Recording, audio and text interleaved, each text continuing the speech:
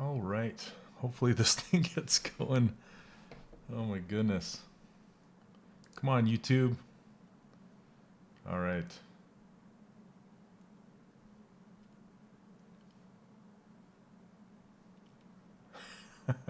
All right. How's it going, you guys? Sorry, sometimes YouTube you gotta kick it to get it going. So anyway, welcome Friday. What is it? June 21st.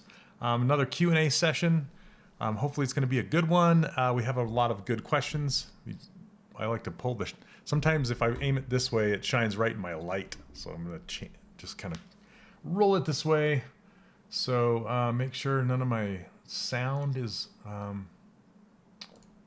okay, there we go. All right. Yay. Hey, what's going on, Cameron? Thank you for showing up. I appreciate it. Hey, what's up, Mark? Hello, everybody. Okay, so what I wanted to do is I'm going to kind of go down the list, and I kind of put up an agenda, and I'm kind of glad that I did because there was one, Brandon, that I missed. I apologize for that. He sent me his model a while ago, and so I'm just going to talk about his first because I've actually done some things. I'll switch my screen here in 1 second. Let me just get it ready here. Did it go away? Here it is. Okay. All right. So Brandon, I'm going to talk about yours first, and then we'll go to Daniel's if that's cool. Okay. So Brennan works in Blender, which is awesome. I love that he's been in the course since.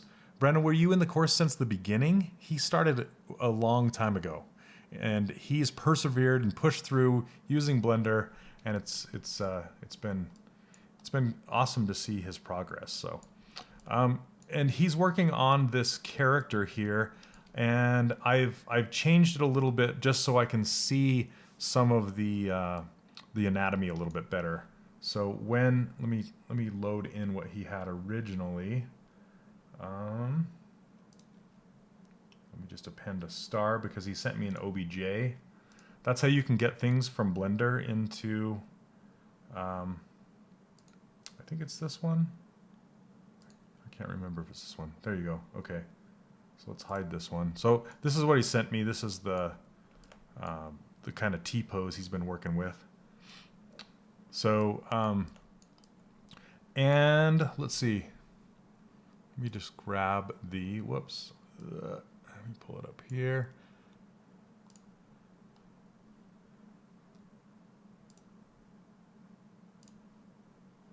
Okay, so here's the concept for this. And the only thing, Brandon, that's strange about this concept, I like it a lot, but this, just kind of these crotch lines, I guess what you'd want to call them, are kind of strange. And as far as like how the legs come out of them, and this hand pose is kind of strange. But the face is really appealing, and I like the pose, and the character is fun. So yeah, and I know you're trying to get, kind of mimic what's happening here. But what I would do, and this is probably my biggest comment for her, is to think about the leg connection almost like a Barbie. If you ever looked at a Barbie and how the plastic leg connects to the plastic torso and allows it to move and articulate, that's a really good way to kind of get a feeling as far as how the leg attaches, right? Instead of having it go clear up here, and having kind of this valley between the torso and the leg, you want to kind of just smooth that out, and then have it go. Let's see. Let me go select lasso, and have it go kind of more of a curvature in there because it has to bend and move and stuff like that. And the angle from here is a little shallower. It's not so steep like that. So if that makes sense. So that's kind of the biggest thing I would do. And I tried to change and do it a little bit and try and show you what I was talking about. And yeah, but you've done a good job like matching the concept. So, that's good on you for that. And then on the back too, I just wanted to, what I would do is I would keep the clothes separate if you can, rather than merge them in like this. And I know Blender has a way, like I would just retop the clothes right on top and then leave them in its own layer. And then I wouldn't have kind of the crack be as visible in these shorts as you had it. Let's look at the other one. Like this, how it's all kind of bumped out, and I mean, that's kind of up to you how much volume you want back there. But let me turn both of these off. I probably have it. I went the other way. I overcorrected. So they'll be separate in retopo. I would keep them separate in the high resolution as well. It's just kind of a best practice thing to do, is have them separate in the high and the low. So because it's just hard to keep separate, it's easier if you have them separate in the high, because then you can project when you do the map baking. You can actually do a clown pass, and I'm going to be doing this with sirloin, but you can do a clown pass, which means you can fill each part with just a bizarre bright color and then bake that, and then it will just allow you to easily assign materials and things like that. It's just good practice. So I knew somebody was going to say something, Mark. Junk in the trunk. So there we go. That's a little better. So and it's best to and I just kind of pulled the arms down just to kind of get an idea of what that torso looked like from the side. That's fine. That's fine. I just, like I said, I kind of overcorrected. But what you want to do is have it like a teardrop shape. So it comes from the back and is like a teardrop like this. Okay, that's what the buttocks do. Instead of going like that. You know what I'm saying? It's not like like this. See, that kind of looks like an inflated balloon. You want it to have some kind of a weight, and this area is flat right here, and then it curves down underneath. So you can still have some junk in the trunk or whatever you want to say, but have it a little more believable anatomy-wise. So, okay. Just refresh. Ikaruga, just refresh. Yep. Okay, and other than that, the shoulders, after I move these arms down, you can see that the arms are quite thick through here, so I would reduce the thickness of the arms maybe a little bit right here, just about that much. Just kind of not slice that out, but just squeeze it a little bit. And you can't really tell when your arms are up in the air like that.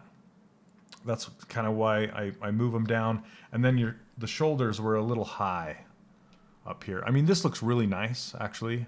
But what I would do, if you're going to keep this pose, is just... Here, is just kind of shrink down the thickness right here is all. Just a little bit. Not much. Just so the arms can drop. What's up, Eric? So, J-Lo. Yeah, there you go. And then just make sure you have the reason I put her legs straighter instead of in this A shape is because it's hard to read the hips when she has her legs out like this. So if you look at this one, it's a little easier to read that curvature with it being the widest point at the crotch right here, and then starting at the squeeze point, which is how you have it, which is good. And then it comes out, and then it cuts back in, which is good. But with this pose, that shape is very hard to read. And then this is kind of a little too close in this area. So you want to make sure there's some space. What do they call it? Thigh gap. I hate to talk about that stuff, but it's important. But the chest looks good. The torso looks good. The thighs. And the same thing with the boots. I would keep all of these pieces separate so you can keep them clean. And Jan Sculpts does this a lot, where he will build out his clothing and boots and he'll use just that flat plane, not flat, but he'll use a single plane and then add that modifier to give it thickness, which is a really cool thing if you haven't seen it done, where you can basically build out your parts without committing to adding the thickness, which is kind of, and I don't know why I have these headphones on. I was listening to stuff earlier, but which is kind of, it's kind of something that I would love to have in ZBrush, to have a non-committed thickness, so I can go back and edit it. That's something that Blender has that ZBrush doesn't. That's really cool. The only problem that I see with it in Blender that you can get around with vertex painting is the thick and thin. Like if you want it to be, if you have a cape or something and you're wanting to 3D print that cape, it's nice to have the cape thicker in the center and then thin on the edges, so it gives the illusion that the entire cape is very, very thin cloth, but the center is thick, so it will support itself if you 3D print it, if that makes sense. So, okay. Hey Ismail, I'm doing great, thanks. Hey, I left a comment in one of the course modules. It's about map baking. Is it okay if I ask through here? Absolutely, Alonzo. I'm actually going to be getting to those questions later on today, but sure. Let's see. Do you think you will have a few minutes today? I'm having trouble with 3D Coat when I import back my Retopo model into ZBrush. It's smaller than the original? Oh, that's kind of, yeah, that's not good. Like how much small? Is it just a little bit off or is it a lot? Because if it's a lot off, then there's a scale problem that I could help you with. But if it's a little off, then that's kind of weird. And I don't know. Okay. So, all right. So does that help, Brendan, with this? But as far as her face looks great. You're doing a really good job capturing her face. Her ears look awesome. The hair block out is fantastic. The eye is great. Let's go back to here. The eye size is right. You might want to maybe flatten the, well, you have it. It's flat on the bottom and the eyelid is a little larger. I would actually kind of cut in an eyelid maybe, just so if you're wanting to animate this, you can, because right now there's, and it's hard to see in the concept, he doesn't really have an eyelid cut in there, but what you could do is just kind of just define it. Here, let's turn on Sculptress Pro. And you can just kind of define it right here, like that. So it just so it's a little more believable, but it doesn't change the look of her much.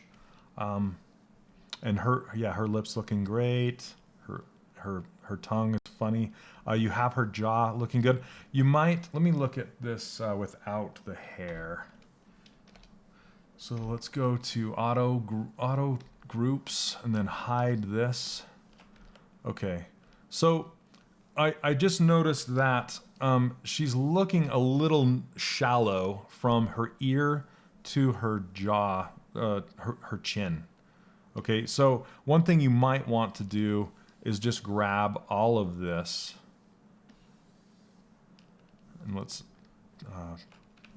blend that mask off, and we'll just grab the gizmo and just pull this forward a little bit, not too much. And then we can do the same, and I don't know what it's doing to the teeth and the tongue back there, but just be careful when you do it. But then you can just kind of pull this out just a bit more.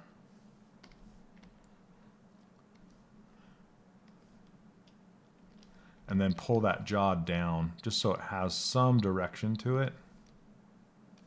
So it has that change of direction. But she just seemed a little shallow front to back. And then well, the hair is covering it, but you can raise the back of the skull just a little bit more. Okay. Let's see. Is the Discord on the forum? I'd like to get on there. Yes, Cameron, it's on the right-hand side. If you go inside the feed, I'll show you really fast. So if you go in the community and you're looking for the Discord channel, the link for it is right here. So just click on that and you'll go there and get an invite, and there you go. Okay, let's see. I think Blender has made a lot of progress for sculpting, but ZBrush, in my opinion, is still better. I agree with you, Lord Hummus. Humongous. I said hummus. humongous. I haven't tried sculpting much, but many of the basic brushes are the same as in ZBrush. Yeah, and the feel is pretty good too. And I'm kind of in the same boat with you, Amy. There are a few things that are a little better in other areas, but Blender is improving so quickly. There's this guy named Pablo that's actually developing the sculpting side to kind of introduce more tools that ZBrush has into Blender, which is really cool. And he has a Patreon, and he talks a lot about it on his Twitter channel and things like that. And he's also an awesome artist, just an unbelievable artist. Okay, so actually my problem somehow solved itself. Oh, you tried again and it worked? There you go. That's good. That's honestly, when you're problem solving, the number one thing you can do, if something's just acting weird, and it happens all the time with ZBrush, sometimes with other programs, is save it and actually save as a new version, because you don't want to accidentally write over your old version. If something that is going on is corrupted the file, you don't want to save over the one that was good. So save a new version and then shut it down, shut ZBrush down, open it back up, reload it, and see if it's still doing whatever it's doing. So if it's still doing it, then there's actually a problem. But sometimes it'll just fix itself, or try like you did, try it again. And so, okay. So you're still not confident about how to carry the hair forward. Okay, let's take a look at it again. What I would do is I would assess this and try to break it down into pieces and parts. So let me show you what I mean. Just kind of bring it up, and you can bring it into Photoshop or, you know, the photo manipulation program of your choice.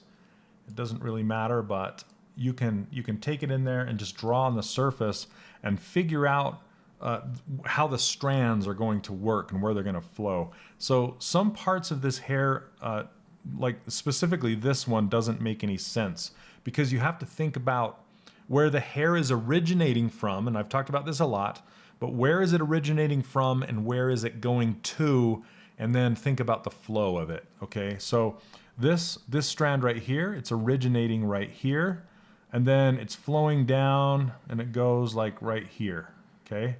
And then you can kind of follow it all the way down, okay? So here is this strand, it's going that direction, okay? So, and then you think about the next one behind it. So you can do the next strand is going like this, right? Something like that. And then the next one behind that. And just try and give it some variety in shape and thickness and thin. You know, go from thin to thin on some of them, and go from thin to thin on other ones.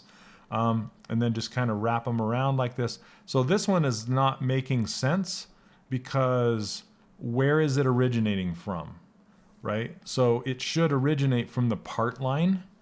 So it should come from here and then go down. So it should originate from the part line like that, then fall down like this. And then you do the next strand behind the ear, and then it falls like that. And then the next strand like that. Does that make sense? You want to find where it comes from, where it's going, and then how it flows and fills in the whole shape, stuff like that. So that's usually how I approach the hair. And then you can put strands underneath like this one, and just kind of, you know, make it, and just kind of work your way around. Sometimes what I'll do is I will put the strands in underneath the back of the head. Well, usually, let me go back. Usually I'll put the strands in that frame the face first. Okay, that way I can put something in there and then react to it. And I can see if the face shape is correct. I mean, you already have that with your blockout. The blockout will actually serve the same purpose, but you want to frame the face as soon as possible, so then you can react and see if your face and your proportions and your measurements are all working. And then what I'll usually do is I'll go around the back, or, well, I do one of two things. I'll either put in the next strand, and the next one, and then the next one, and the next one, all the way around. But what happens with that is, and I did it with Kate, it leaves like a big gaping hole up underneath the back of the hair, because you didn't put hairs down there. And so you have to put them in after the fact. And sometimes it can be a little harder. So Another way of doing it is putting the two strands in first and framing the face and reacting, but then starting at the back underneath, putting in a few strands underneath around the back. And I do this with hair cards as well. Then lay the strands on top so it gives you that volume and that thickness as you go, especially with hair like this. So, does that make sense? Okay. So let's, if that's cool, I'm going to move on to Daniel's. And let's see, I think it's this one. Yeah.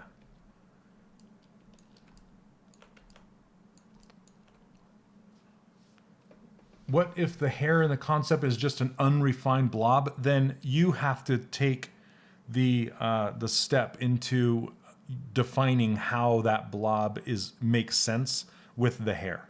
So you have to make sense of like, okay, within that blob, how is that hair blob being created with actual hair?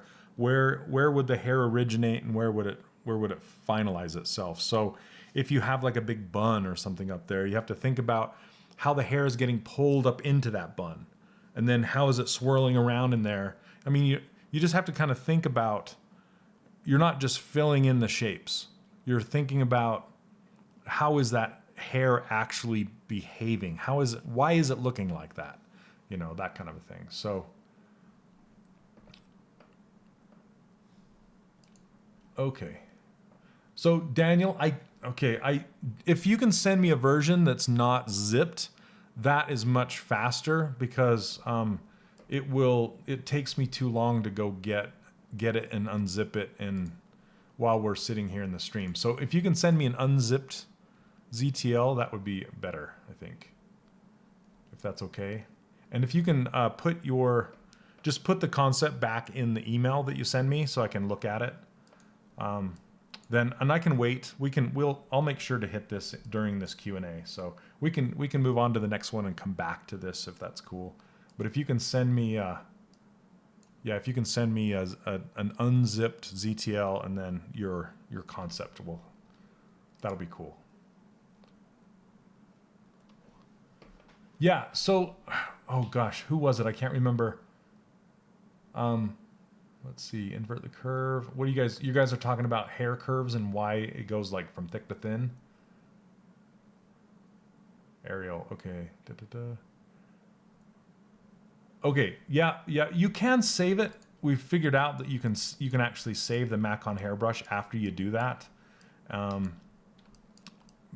think Pixelogic fixed it because for the longest time there was a way you would change the curve and it would just go back to default every time you reopen ZBrush. It was kind of a bug. You couldn't reset it. You couldn't save it. But now I'm trying to remember who.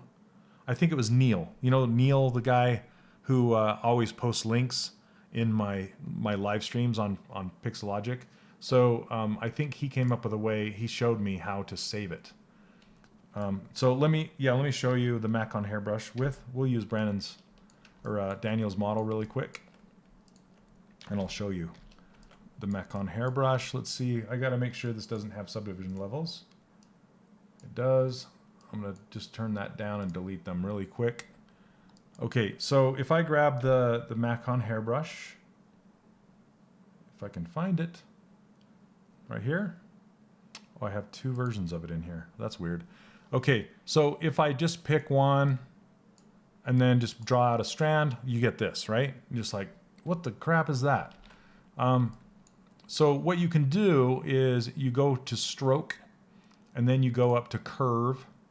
Sorry, let's see, curve modifiers. And then you find this curve fall off. See that? That is the thick to thin curve line that is saying we're going to go from tiny to thick. So you need to just grab this dot, pull it up here. Now when you draw the hair curve, it's going to be thick. Does that make sense? So like it's not going to have that problem anymore. Then you can drag it. Okay, Daniel, I'll go grab it really fast. Thank you for doing that, by the way, Daniel. It helps. Because when people I understand why people zip things, and it's good to do, and I appreciate it, but it makes all these extra folders inside my crit folder when I unzip stuff, and it's kind of a pain to keep track of. So I would prefer it not to be zipped, and I need to work something out so it makes more sense. Okay. But thank you. Okay, so here is the energy miner's face, and let's open up let's load it up here. Okay.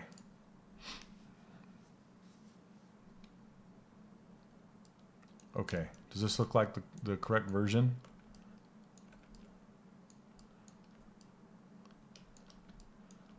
Okay, so your questions, Daniel, you were saying you wanted some advice on how to sculpt the folds on his sleeves, and then just a general critique on him, right?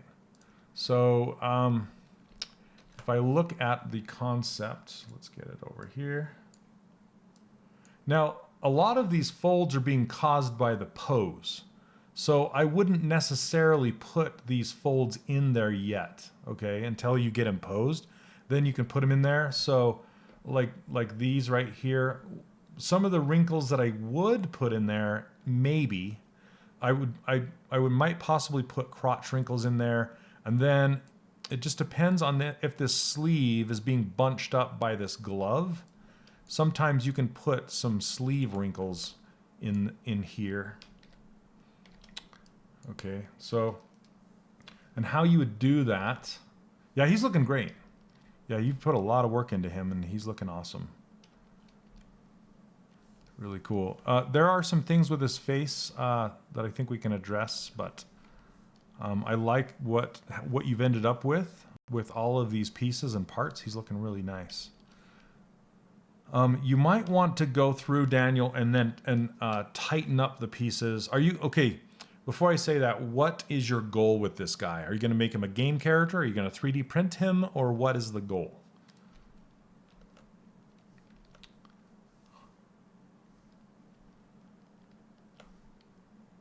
Okay, so let me see if there's enough geometry in here just to make some.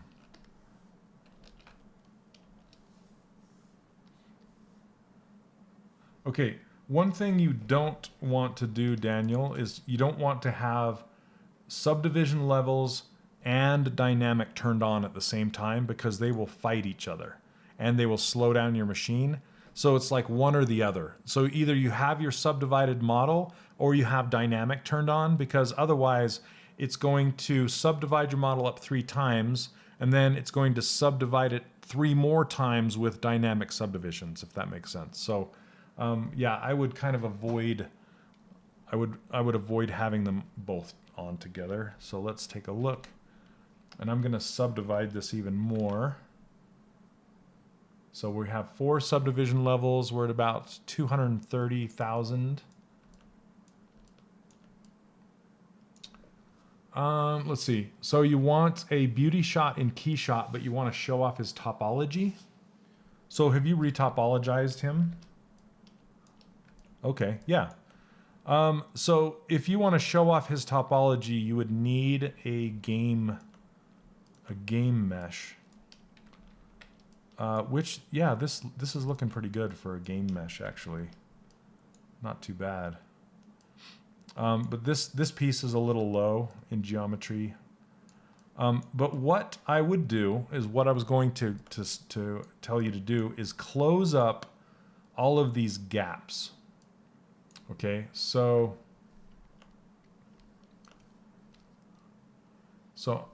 let's see. What are you guys talking about pinch models? When you use the pinch brush, you don't use the alternate version and wonder why you're messing up.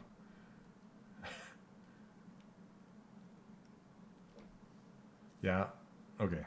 If you have a specific pinch brush question, let me know.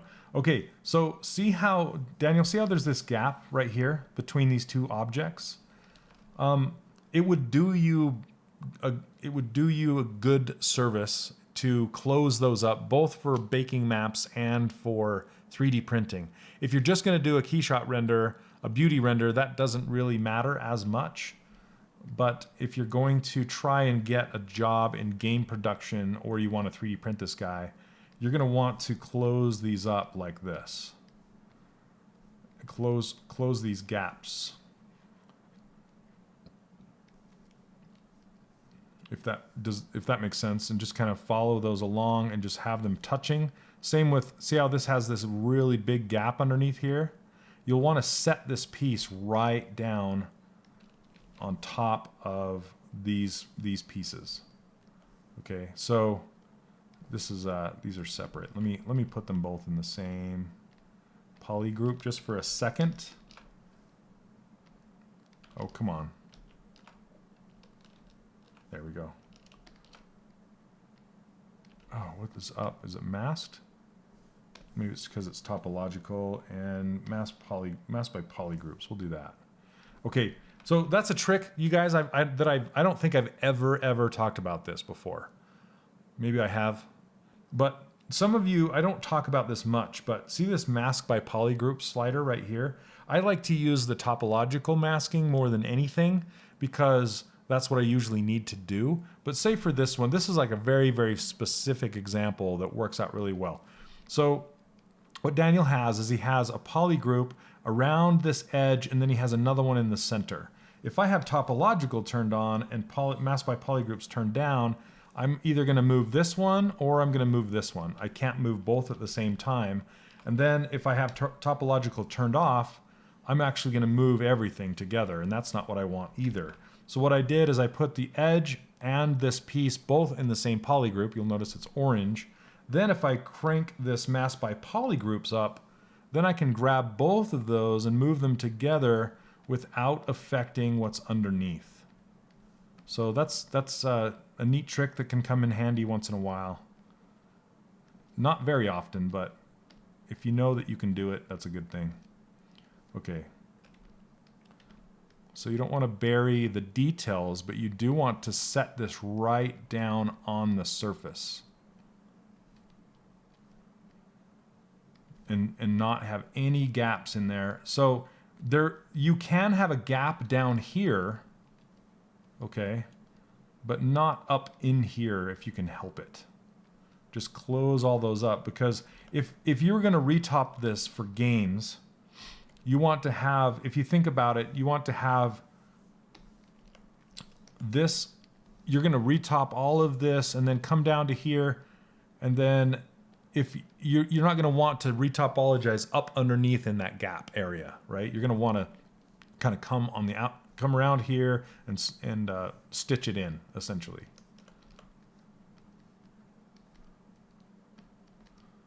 So you want to close those up just to make your life easier when it comes to the retopologizing stage. Does that make sense? So yeah, just an overall general comment of close the gaps is what that's some feedback to give you there. But this looks really nice. I love the shapes of this that I've probably messed up a little bit. Yeah, kind of damaged, sorry. Anyway. But just make sure there's the gaps are closed. Okay. So let's see. I just want to look at his face. And his face is just kind of it's kind of smooth and a bit on the generic side. So I wanted to bring in some of what is happening in here. Okay, so this has a little bit more going on. Especially like, I think something that would really help is some eyelashes around the eye a little bit more. And you could probably use some color help, which you've gone kind of very dark with this eyelash, and you could probably go like a brown with it. There's no blacks in here really. And then I think that the whites of your eyes may be a little too white. Yep, they're perfectly white. So you don't want to be perfectly white or complete black with anything. Okay, let's see, this one.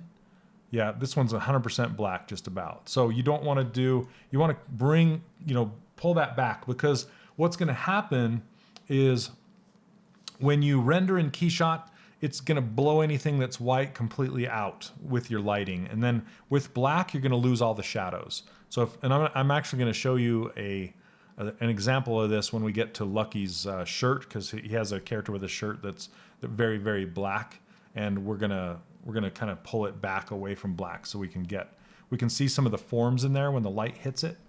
So I'll kind of show you what I mean with this. Let's make sure we grab these eyes here.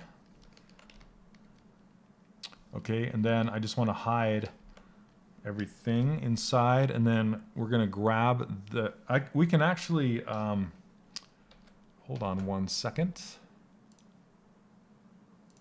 Let's save this as, pull it in as a texture.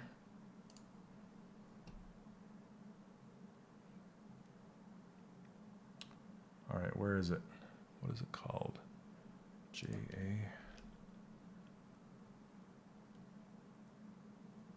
Is it this?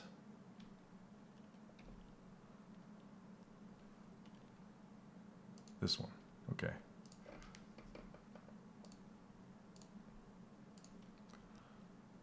Okay, let's bring the opacity up and we can see it right here. Okay, so what we can do is we can literally grab the color right from his eyes right here.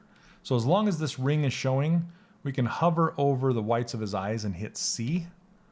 Okay, and then we'll hide the ring. Well, let's move it up and shrink it down a little bit. Okay, and then hide it. Okay, now let's look at this white. See where the color is? It's not up in this corner. It's pulled into the blue area up here.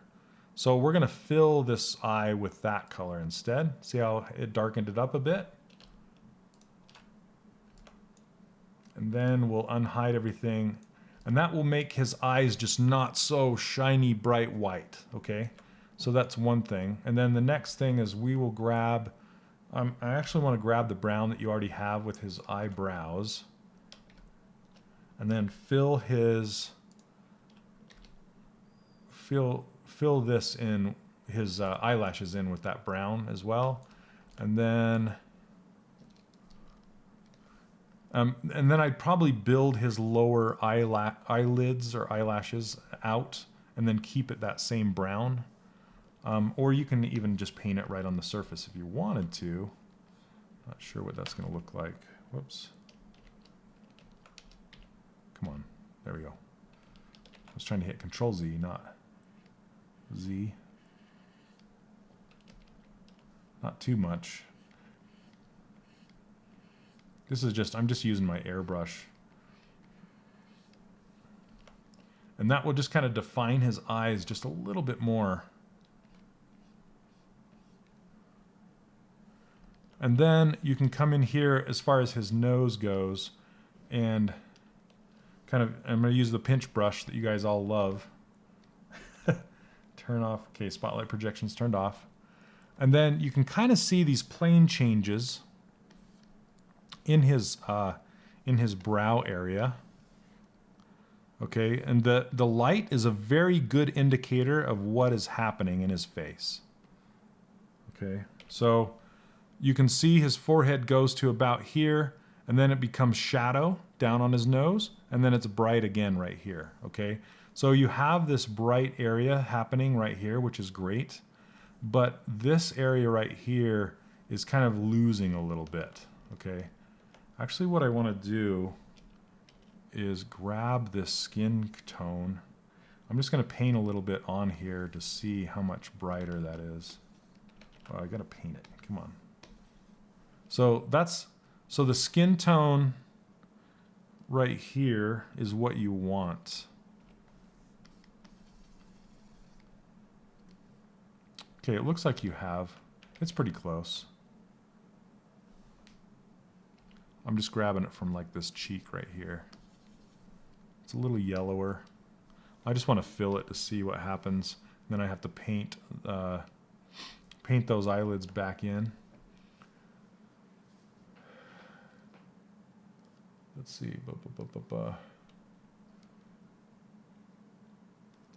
Just reposting the question. I was wondering if you had any recommendations on resources I could check out to learn how to bake maps using only ZBrush and Maya. Yeah, Alonzo, I was going to reply and I was going to say look up Xnormal. Xnormal is a free program to use that does fantastic maps. And it's the only... Okay, the reason why I like to bake in Marmoset so much, you can do it in Maya, but it's slow and cumbersome and it'll drive you crazy. Okay, so I suggest not using Maya to bake maps.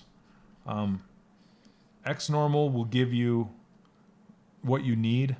The only thing that sucks about it is you can't really preview your meshes very well. So in Marmoset, you can preview your cages and you can see exactly, whoops.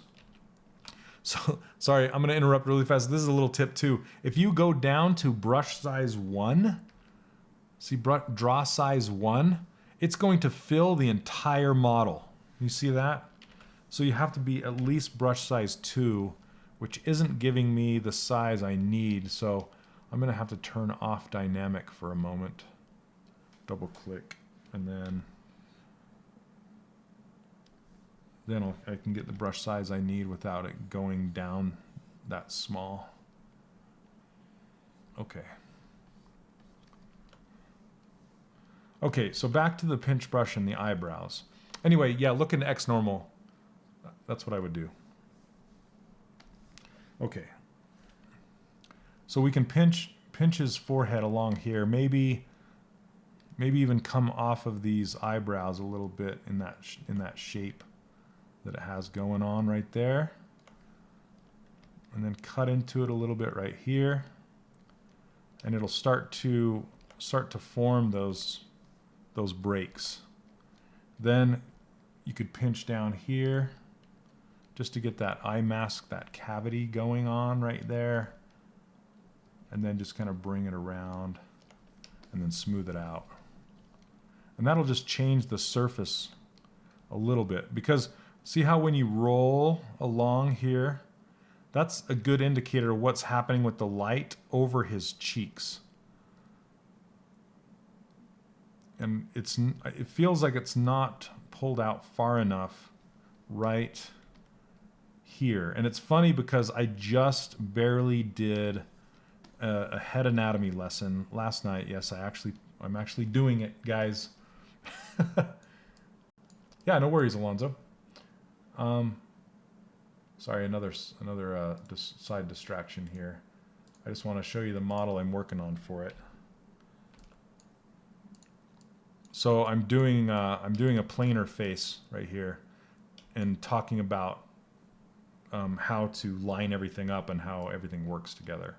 So this is kind of I'm still working on it, but that's what I'm working on right now, or this thing to show all the planes of the face. And then you can compare them and use them in your other models. Is this the one I was working on? Yeah, okay. So, and that's, I talk about this, this cheekbone, saving project. This might take a while because I have a whole bunch of tools loaded that are large. Okay, time for a drink.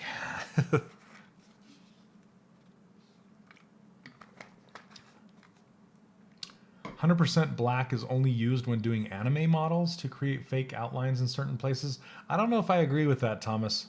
Maybe. I still wouldn't use 100% black on that. But, you know, to each their own. I stay away from 100% black as much as I possibly can. Because game engines will, they'll throttle it. So basically 80% black will get pushed to black a lot of the times. Okay, so you can kind of see, and yes, it's going away from the concept a little bit, but you can kind of see how this outline, this eye mask is going to help our planes right here. And then I'm going to smooth it back down. Maybe not so much.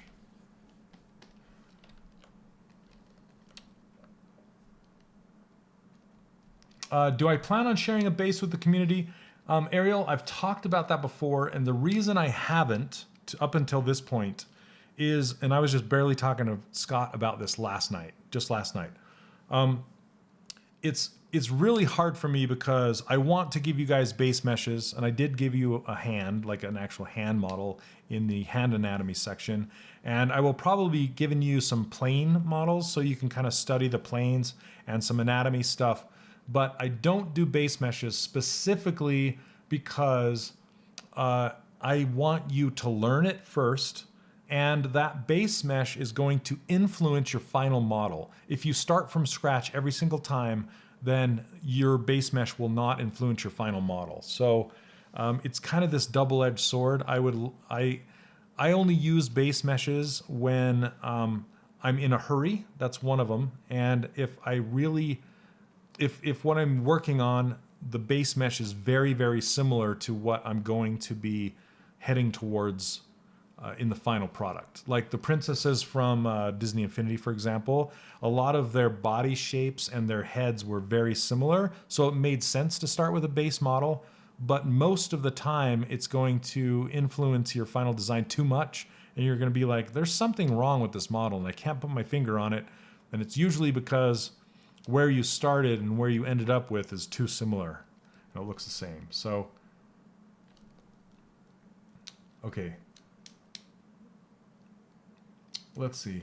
It seems to me that the eyes on the model are too small. Yeah, it is. When you get it pretty close like this, they are too small. We'll get it, and they're a little too far apart as well. So let's see.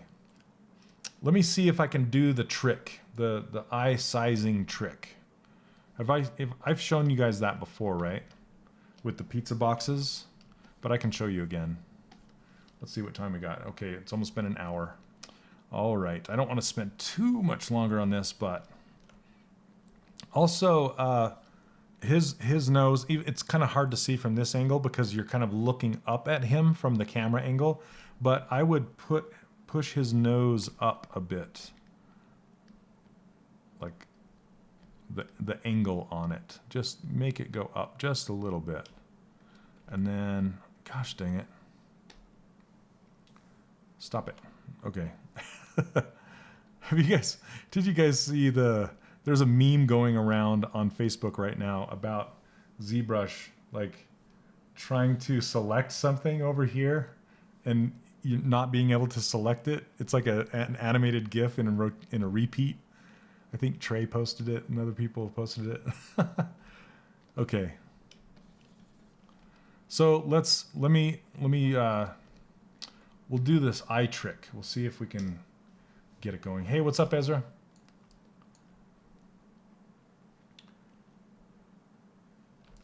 Yay, yep, I'm glad you're here, man. That's cool. Okay, so I'm gonna hide everything except for what I want to move, and this might be tricky.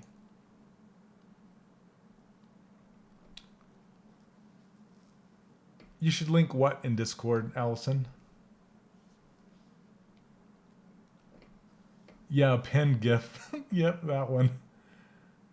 I don't know that I have it. Maybe, Sean, maybe you can see it and grab it and post it up in the chat here. It's hilarious. Okay, and true, and it's sad and good at the same time. Okay, gotcha. So another thing, Daniel, what I would do with this mouth before I move the eyes, I'm just seeing something in this mouth that I want to address really quickly, is usually this part of the lips right here gets diminished and it's not so sharp. And then it also ends, the bottom lips end underneath the upper lips. So they should end about right here. Right? Let's see. I didn't get it right. About right here. And you can do that with the crease. Let me show you what I'm talking about. So I'm going to smooth this hard edge out like this. And these are just little tricks. And then grab that pinch brush and then pinch it back and then bring it inwards like that. So it ends sooner than the corner of the mouth. because there's this little wrapping thing that happens right here. But the profile of these lips look really nice. And maybe pull the nose back into the face a little bit more. Okay. And then you can pull the mouth up. Not this. It's hard to pull the mouth back because you have to have the angle.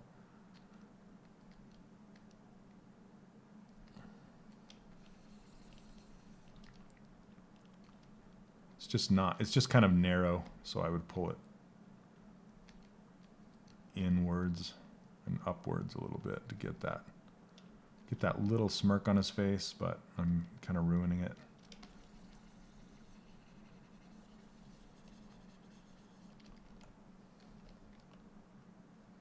Okay, and I would also it's kind of hard, but sometimes anime characters look feminine even though they're masculine, so I would thicken up these eyelashes as well. Okay. Yeah, the mouth is a bit small. I think the lips could be a little taller. Okay, so let's do the pizza box thing. So let me hide everything except for the eyes and eyelashes. Okay, so let me see where we're at here.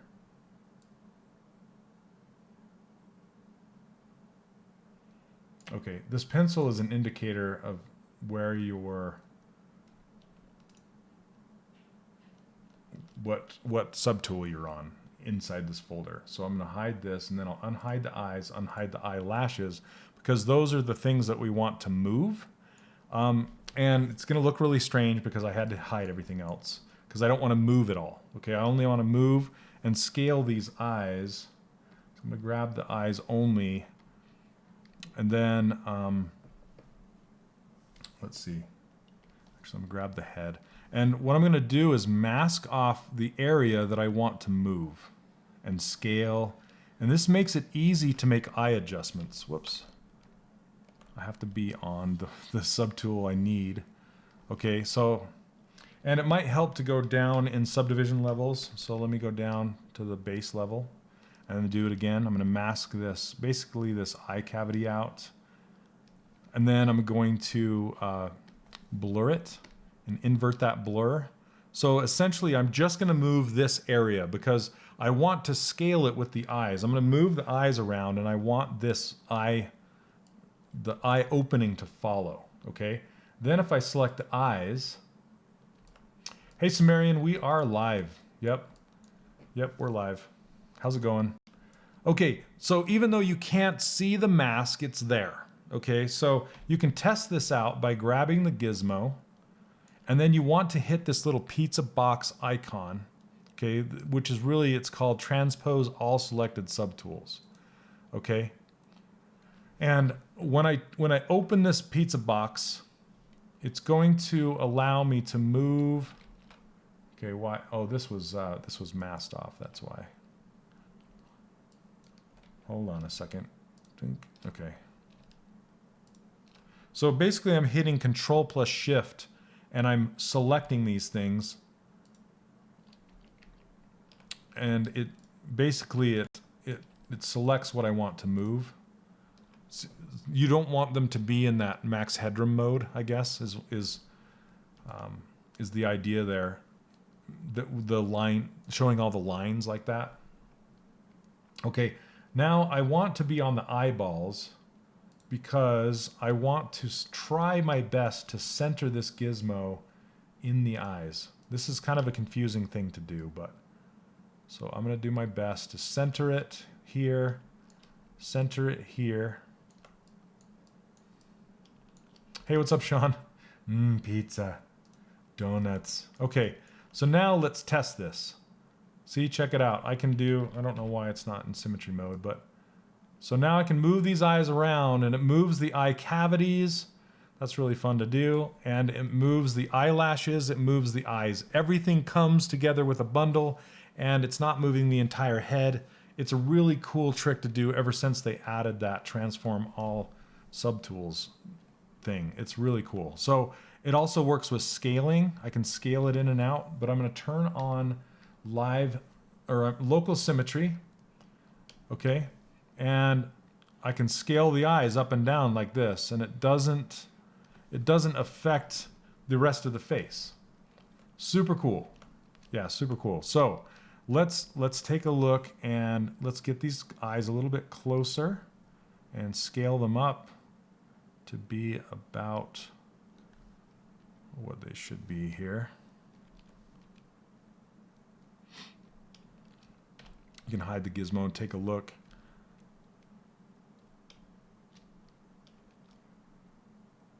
That feels better, I think.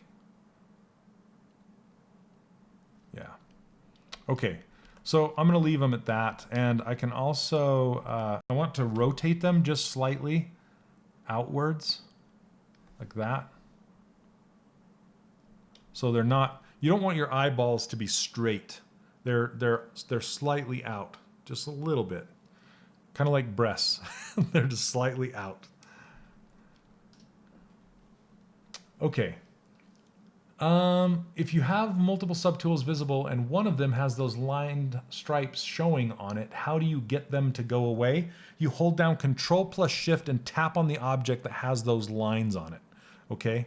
So it works exactly like hiding and showing objects. That's the exact same button functionality that you need to go through to hide and show the pieces. So I could have shown everything as far as you know, selecting and unselecting what I wanted to move and leave everything showing. But just for me in the management of it all, it's easier for me to hide everything in the subtool list and just deal with the parts that I want to move. That way I'm not like, you know, hiding and showing and selecting and getting rid of those lines on all these different pieces. I just don't want to manage all of that. So it's easier for me to just isolate the pieces that I want to adjust. Does that make sense? Okay, because every time I make a folder, it ruins my pizza boxes so that I just having a subtool visible isn't enough for it to be affected by them. Okay, I'll show you guys exactly how to do that, okay? So if I go back to the head, you can see how the mask is still retained. It's still here and it's still working, okay? So I'm gonna undo that mask so it'll work. Okay, so let me unhide everything. And I don't know how many subtools you have, Daniel, that you aren't using, but I'm just gonna unhide all, okay? And then you already have some folders in here. Okay, so how do you move stuff that's in a folder? So it looks like he has his goggles in a folder, right? So all of these in a folder, which is awesome. Oh, those are the goggles for his face. Never mind. Okay, let's see. Let's see what other folders you have. Let's hide this image for a second. And this buckle, okay. Belt and gems. Okay, so let's say this folder right here, you wanted to move this belt in space, but you don't want to move anything else. Okay, so what you can do is you can click on this little gear and you can say transpose set. Okay, I click on that, and essentially what that's going to do is that's going to turn everything into those max headroom lines, okay, except for what was in that folder. And it will open up your pizza boxes just like this, okay? But what if you want to add stuff? What if you want to say, hey, this is all great, but I want these little rivets to come along for the ride? You can hold down Control plus Shift and tap on one of those rivets, and it will bring those into that movable selection set and say, I want this other gem to be in there too. So you hold Control plus Shift and bring it in. And I want this belt stuff too. Oh, no, I don't. It's all part of this thing. So what I want to do is just hold down Control plus Shift again and click on it again, and it will take it back out of that movable selection set. Joseph Druss just says it's simple. Oh, it's just easy. It's just easy. But does that make sense, you guys? So that's how you can add and remove from move sets. Let's just call them move sets, okay? So this is a move set, this belt that I just made. And I can turn off symmetry, hold down Control, click on this, go to Unmask Mesh Center, and it will put this gizmo, or it should, put it in the middle of your selection set. Looks like it's a little low, but we can move it up here. Now I can just scale this belt if I wanted to, or move it around, everything included, without messing up my subtools or my folders or anything like that, okay? So that's how you can add to and remove from selection sets or move sets, okay? Pixo says to click on the subtool itself. I wouldn't. You can do that if you have subtools that are hidden from view. You can go select on it over there, but I prefer to just select on the object you want, because I'm not going to want to go hunting my subtool list and try to find, especially, what do you have, 40? You have 40 subtools, Daniel. I wouldn't want to go through and say, what did I name that again and where did I put it? So, okay. So it doesn't work? What I just didn't work, Allison? So, okay. Do you want me to do it again? Let's do it with a different folder. One more time, just so you guys can get it. The way you did it didn't work. Make sure you have the latest ZBrush. That's, maybe they fixed it, maybe it was broken, I don't know. So let's go and, okay, let's make a new folder. Okay, let's make a new folder. We're gonna put, let's put this coat and just some random pieces. Well, let's do all these pieces and stick them in a folder. Okay, I'm just gonna make a folder out of this one. So I'm gonna grab this. Whoops, it hid his body. That's kind of weird. Where did it go? It must have been in here. There he is. Okay, well, I'll just do it with this folder right here, okay? So this folder's ready. I'm just gonna click on this gear and say transpose set. I never use transpose add and sub. I don't use those yet. I don't know. Anyway, transpose set, I'm gonna click on this and you'll see that it max headroomed out everything. I love saying max headroom, sorry. It basically turned everything into invisible lines, okay? When I say max headroom, that's what I mean. Okay, and I don't know why that went away. Okay, so I just closed the pizza boxes and opened them back up and it went back to that. Maybe that's the problem you were having, is it was displaying everything or nothing, or displaying weird. Try closing the pizza boxes and open them back up again. Anyway, everything in that folder is now showing. So if I were to move it, you can see all the stuff that's in that folder going along for the ride, okay? And say I wanted to bring the eyes along with, let's move this gizmo up so we can still see it. Hold down Control plus Shift and click on the eyes. Boom. Now they're part of the move set. Let's do the eyebrows. Boom. Whoops. Well, that didn't work. So say you can't Control Z back out of a selection set. You have to select it again. So let's see if I can grab them.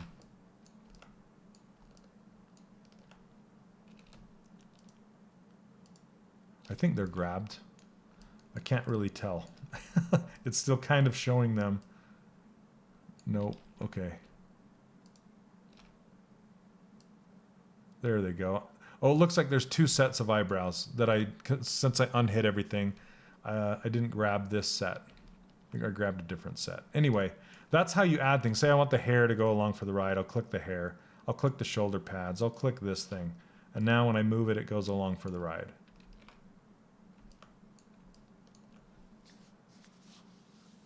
Okay, let's see. No, lucky you didn't miss the 3D coat part. I'm not there yet. I need to keep going though. Okay. Anyway, so hopefully that helps, but that's the way it should work, okay?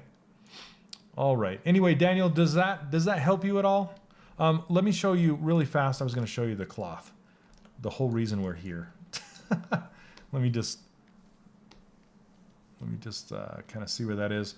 And I just subdivided that up to 200,000 and grabbed the cloth brush. And what I would do is just kind of make some wrinkles like this.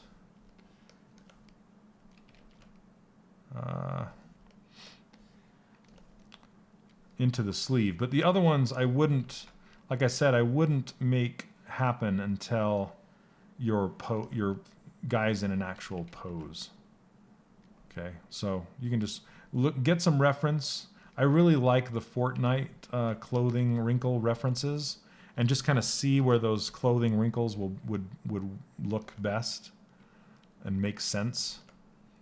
There's a lot of stuff online, but and then once you get it in place, you can come back with a pinch brush and just kind of pinch them so they make more sense.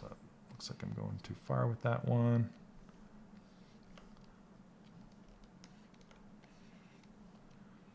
Or you can go a little more subtle with these. I just kind of do like a super light, something like that. Or like in the crotch.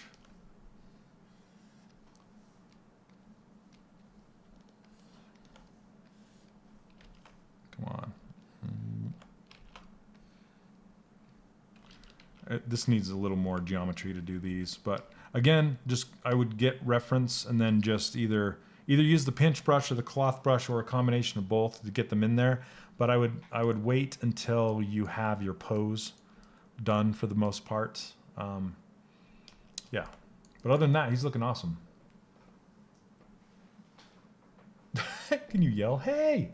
You know what? I'm actually thinking about getting a moderator to do actually live commentation, maybe in Discord. Like not everybody. I couldn't deal with everybody chatting all at once, but like getting one person to sit and read the comments and pick out the questions out of all the banter and kind of and read them back to me as they come in. So because we're getting to where we have a lot of people watching live, and it's kind of really hard to keep up with the chat, especially with the 20-second delay. So okay. So anyway, Daniel, I hope that helps. Let me see where we're at. Okay, I'm being slow today. I apologize. Let's see.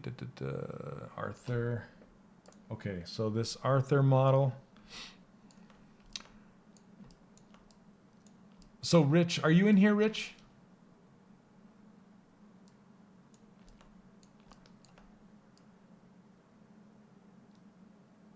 Okay, so it looks like I hope you're in here.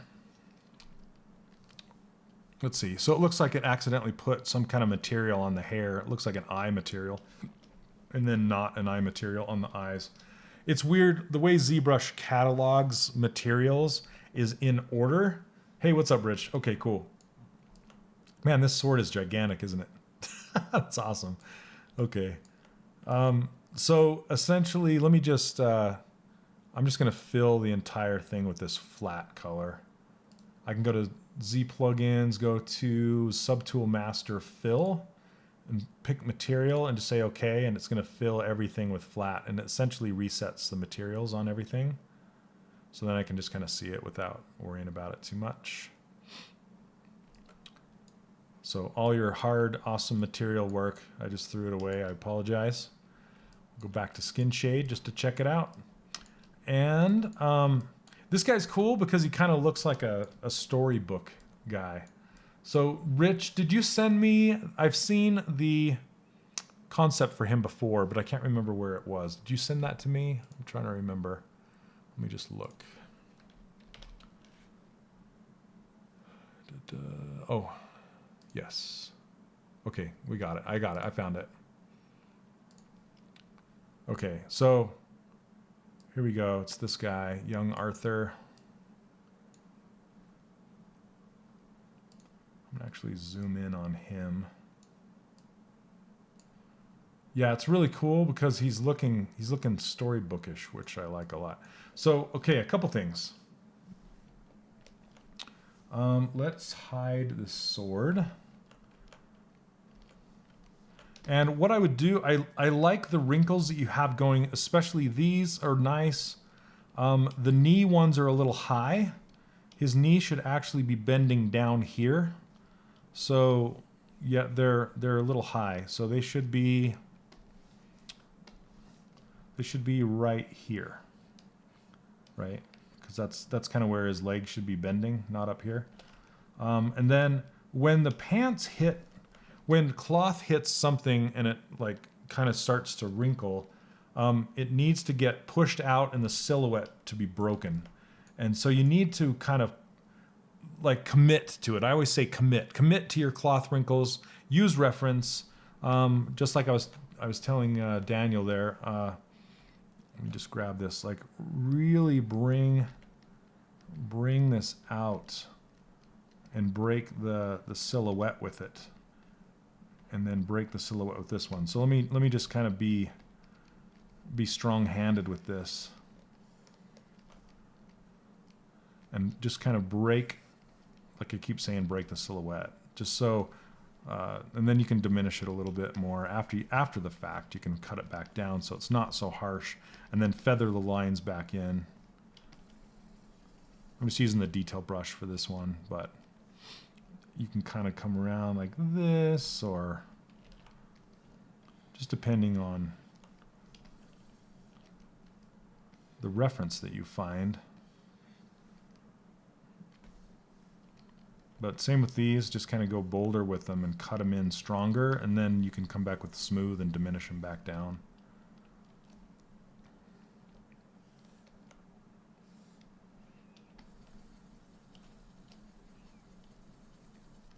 Let's go bigger with the smooth.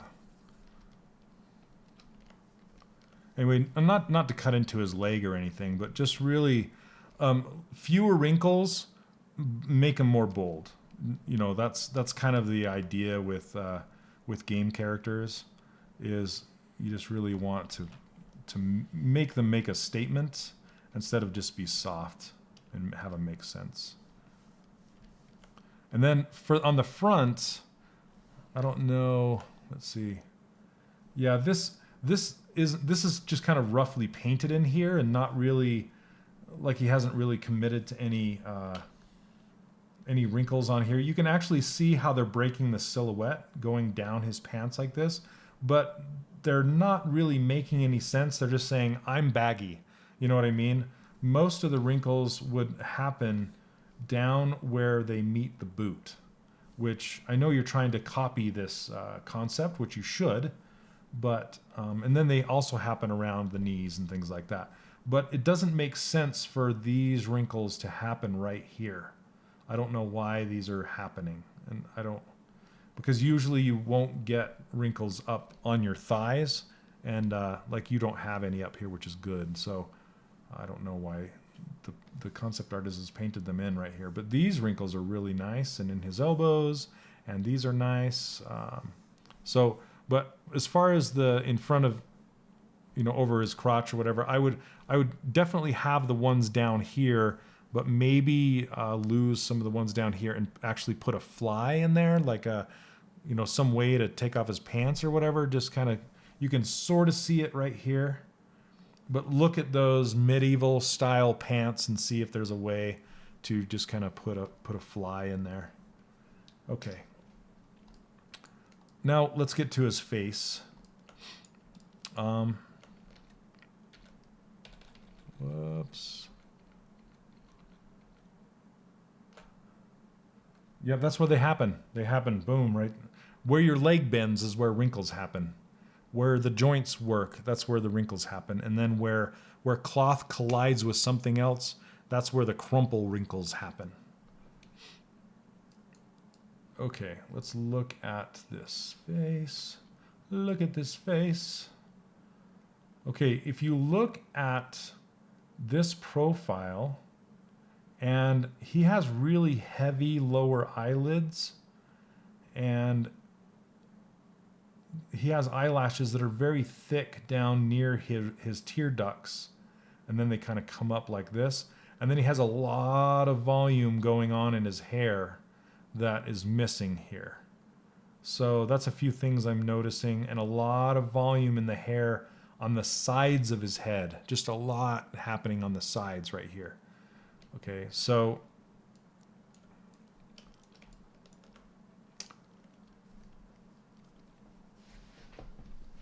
yeah, totally. That's a good idea, Allison, too.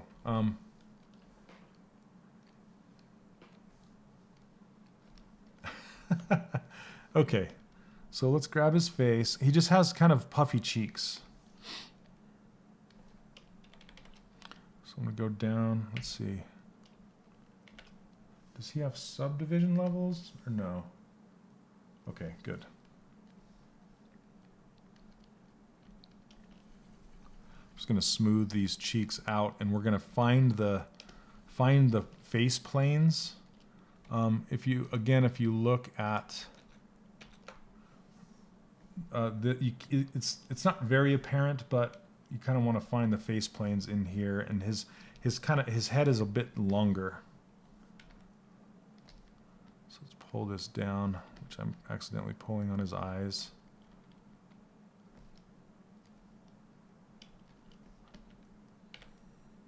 And then from the side, maybe his nose. I'm trying to figure out why this is slow. He's being a little slow, interaction-wise.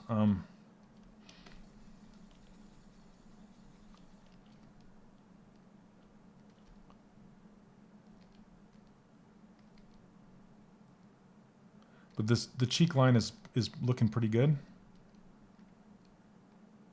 And the mouth is looking pretty good. Let's see, let's close it though.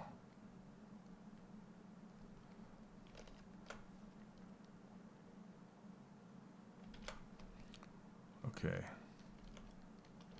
And then from the side, you could probably pull his nose back quite a bit.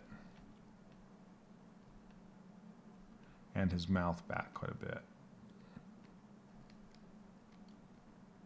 Because you want his mouth to wrap around his teeth. So it might do you well to put some temporary or some teeth inside his mouth, just so you have something for them to wrap around to give you an idea of where they should be.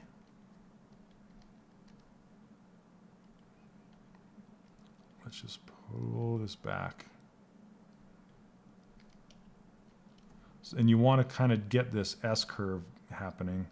It happens more when the person's actually smiling, of course, but you still want to kind of get it in there.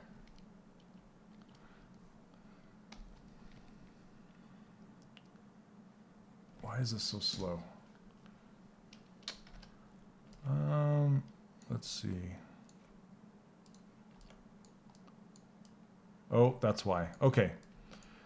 Okay. So this is why it's slow. When you start with a sphere, Rich, you want to start with a sphere that does not have a pole, and the reason why is because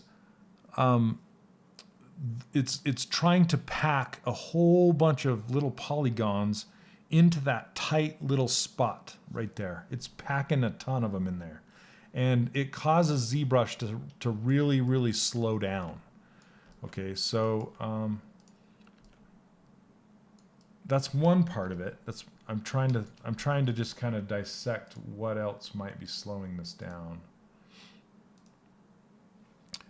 Because your total points is almost 4 million, which is fine. That shouldn't be a thing. But one thing that does slow ZBrush down, like I told Daniel, is if you have subdivisions and dynamic subdivisions turned on at the same time. That will really slow things down. But I don't know if you have that going on. I'm just going to arrow through these really quick and see. Let's see.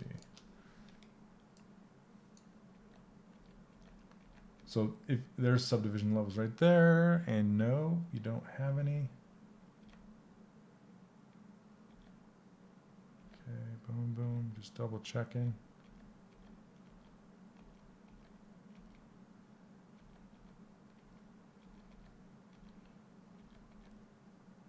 Okay, I don't know why. Trying to figure it out. There's your block out. Okay. Okay. Maybe my machine just wants to be slow today. Hey, what's up, Mike? How's it going?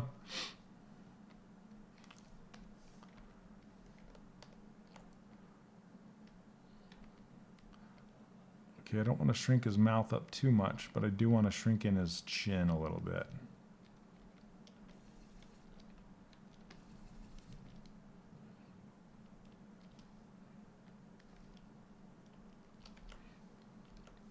So just, you know, those are some changes just to like deflate the thickness in his cheeks a little bit.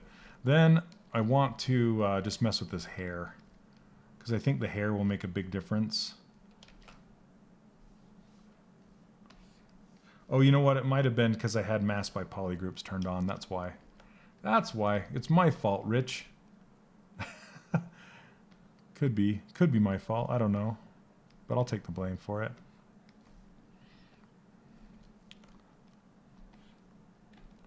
Okay, I just want to add a lot of volume in here. See if I can do it symmetrically.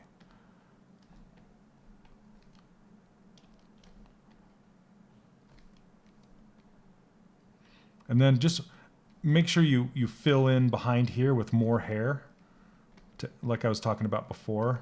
You just don't want to have one or maybe two overlapping hairs, but actually a lot to fill in that gap up back in here. But I think volume will really help him out.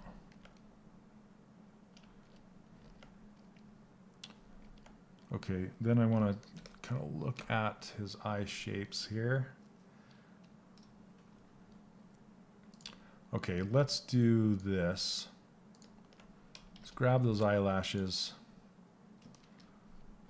And I just kind of want to pull them and make that eye shape a little closer to what it is, and then inflate it close down into here. And then color it dark. So let's go, I want to do a brown, like a dark brown, like that. And then fill it. Okay.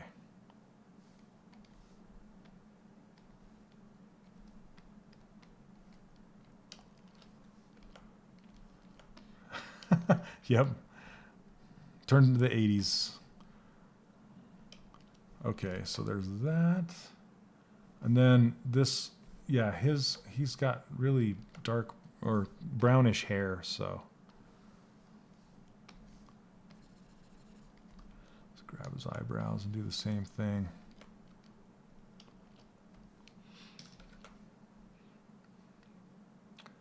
I'm going to get him kind of in this pose from this angle.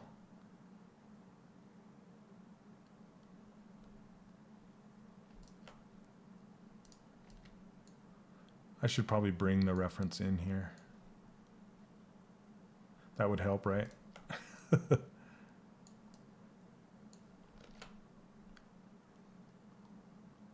Okay.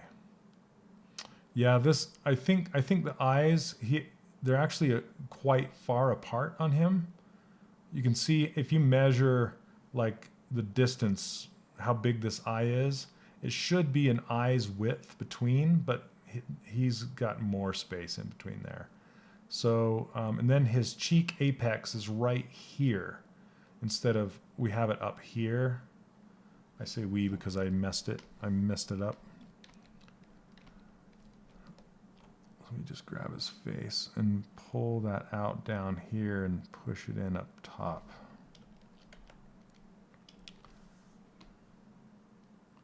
Okay. And then his skull, you could push it up. I still don't know why it's smoothing down, but that's, yeah, this is most likely the culprit right there. So I bet if we turn off dynamic, yeah, see how fast it is now? Dynamic is just packing a ton of polys down in that spot right there. I bet we could chop that area off, like do one of these. And let's see. And say delete hidden. And then if we hit dynamic, yeah, see how it's fast still?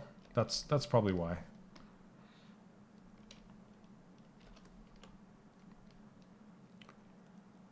Okay, so I would take his skull up. Yeah, it's pretty good right now.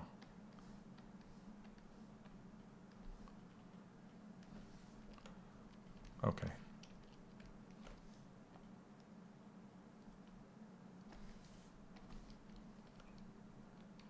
Anyway, he's looking pretty good.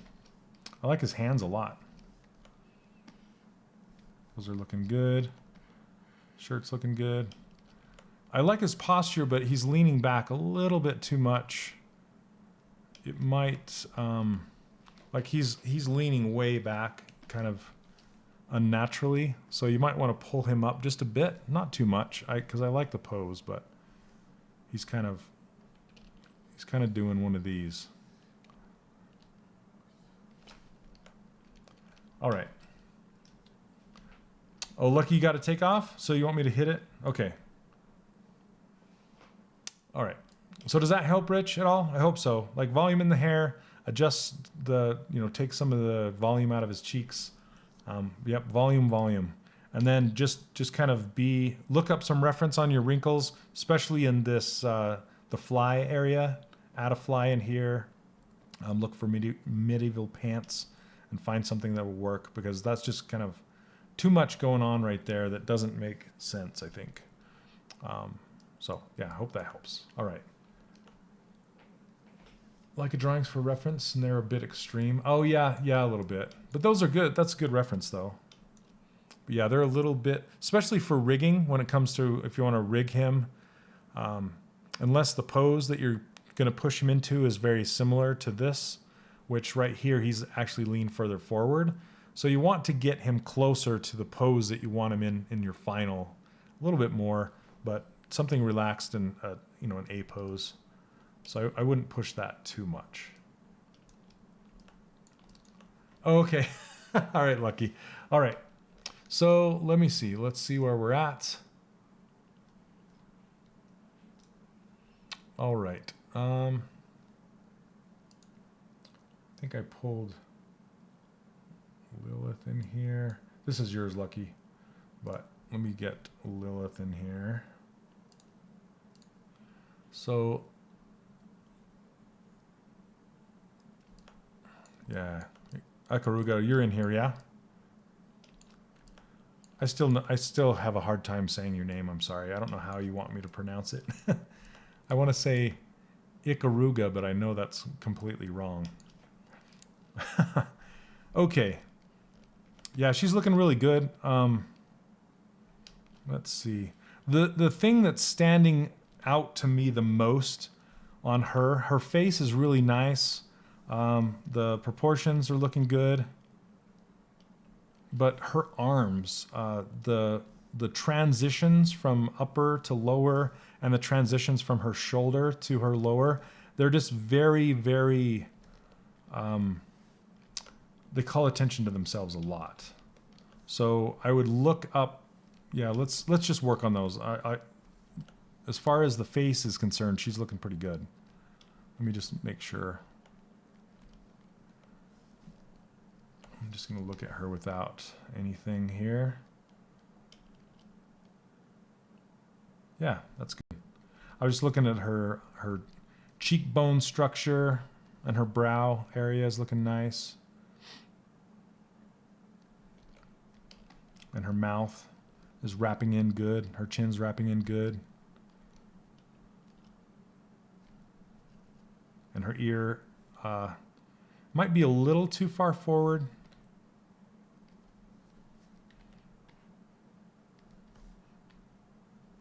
Let's see, and her jaw. Yeah, so if I would maybe pull her ear back just slightly, and then super minor adjustments, and then push them in like this. Yeah, that's good. Okay, but the shoulders, the delts, they're, so this connection point is being pinched into the armpits. Okay, thanks. I almost want to say Ikaruga. Is that close? So let's just kind of pull these out and smooth them down.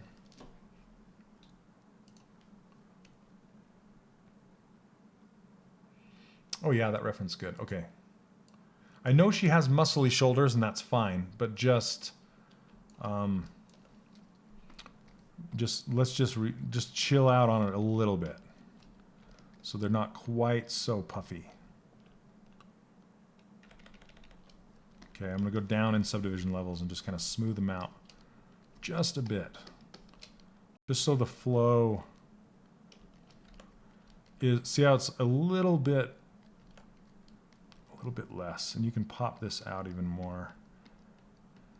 And then the transition right there. Okay, and then essentially when it comes to the forearm, there's a big muscle that goes from up here, and then it wraps around like this, like kind of turns in like that. So right now it looks like it's just ending at the elbow instead of going up past it. So let's bring this up and out and just smooth that down right there, that transition, and kind of bring it up like that. See how now it's a smooth transition instead of like that, you know what I'm saying? And same with over here. You can pull this out and like that. So on the outer part of the forearm, it's nice when you have a nice big sweeping curve down to the wrist. That's good. And then on the inside, the apex is more like right here, okay, which is good. So you just kind of put it right there. Instead of a long sweeping curve, it kind of hooks and goes up like that. Then you bring your upper arm kind of down into the lower a little bit. And then if you're going to cut in some kind of details in here, you can kind of just run the line like across like this.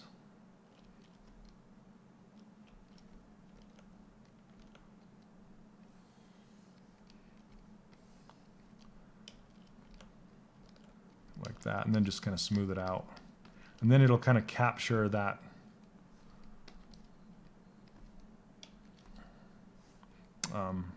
that detail a little bit, and then we can bring it down like this, and it captures that kind of where the bicep ends and goes into the elbow right there. Okay, and then on the back right here, the elbow matches across, so it's down, it's actually down here. Smooth that out. So it bends. So it bends at this craw. I want to call it a craw. It bends right there. But then on this side, it bends at the elbow right there. Right? And then this muscle goes up past it. Something like that. But that's really the only major thing I see on this lower arm here. Can you see that? So yeah, forearms are difficult for sure. But I would kind of work on doing something like that. And then your tricep is kind of up here. You can have it straightish. And it kind of goes straight up from the elbow and then kicks out like that. And then you can still define the delts up here, but just be subtle about it instead of just big, some bulbous mass.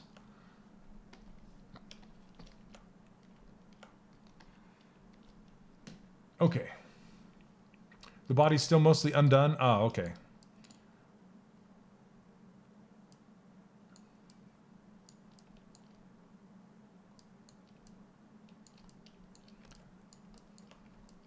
All right. So, and this hair, let me look at your concept again.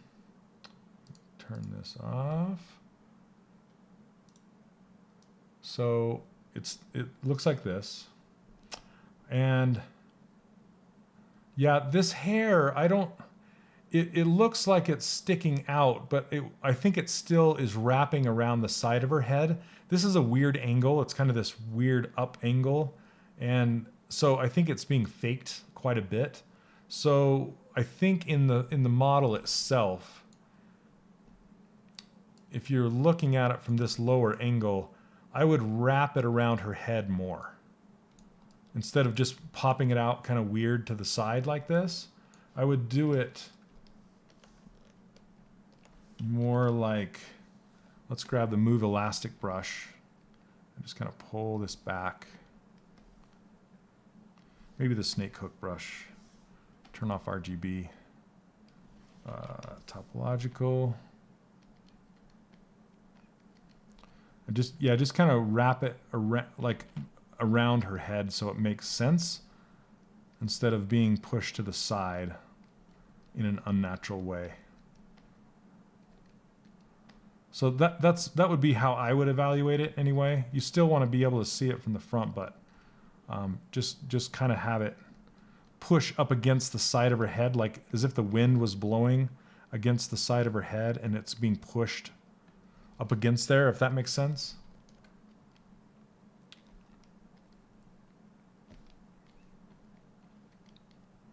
And I think your hair will be more successful that way and not look like, because it looks like all of her hair is looking nice and then you just kind of have these two pieces that are just sticking out. And they're calling attention to themselves.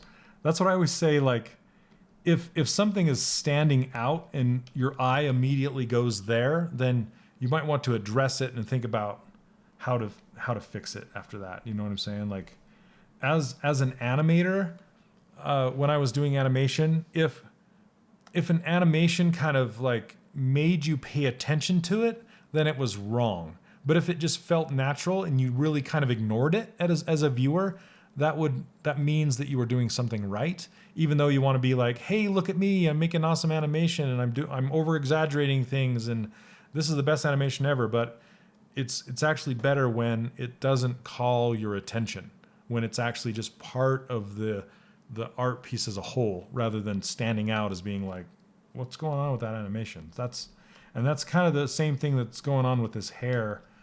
Just kind of sticking out to the side. It's like, what? The hair's looking weird. So I would just kind of push it against her head more. Make it make sense. Okay. Does that make sense? Her hair is kind of blown off to the side, but does it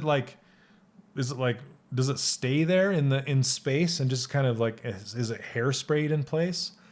If it is pulled to the side that much and exaggerated that much, then I would continue to bring out more hair behind it so it kind of makes sense as a whole instead of like sticky out strands, if that makes sense.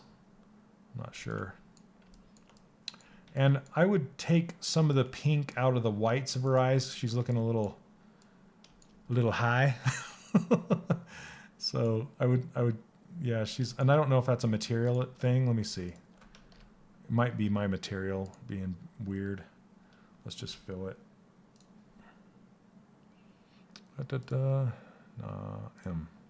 Fill. Okay, yeah, it's a material thing. Again, you have it. It's like completely white. So I would fill this eye material and anything that's solid 100% white, bring it back. Like, okay, this is better. This is better. But those eye whites, those are white. Yeah, those are white. So I'd kick those back. Yep, that red's in a good spot. Yeah, for the most part, it's looking pretty good. Very good. Okay, let's go back to skin shade. There, she's looking better now. Not looking so high. I don't know what was up with... I don't know what material it picked. For me, it picks random materials when you share with somebody, like I said. Let's see. So another trick you can do with the lips is you can paint the upper lip slightly darker than the lower lip, and it'll instantly make it look better. And also you could paint some blush and makeup or whatever into her. So like she has really a lot of dark around her eyes and some red in her cheeks and stuff like that.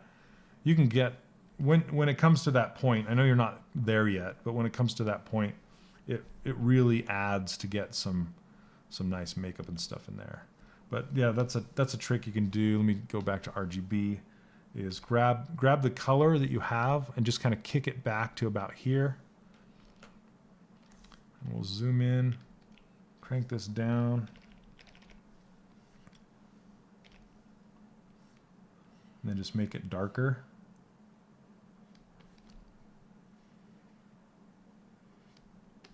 I colored outside the lines, but that's okay.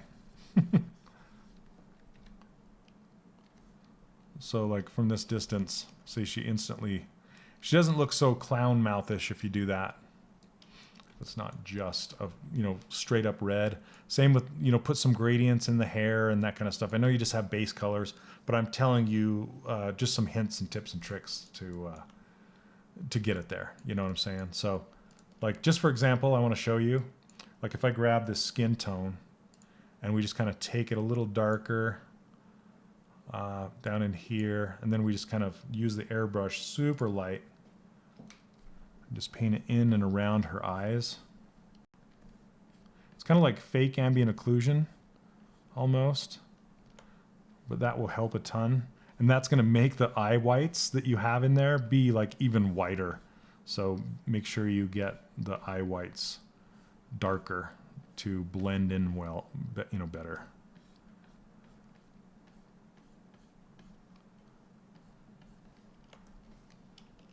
But it'll like instantly make her look better. And then just like if you grab this skin tone again and then go a little reddish, just paint some on her cheeks, just warm her up a bit, and all of a sudden just she looks better.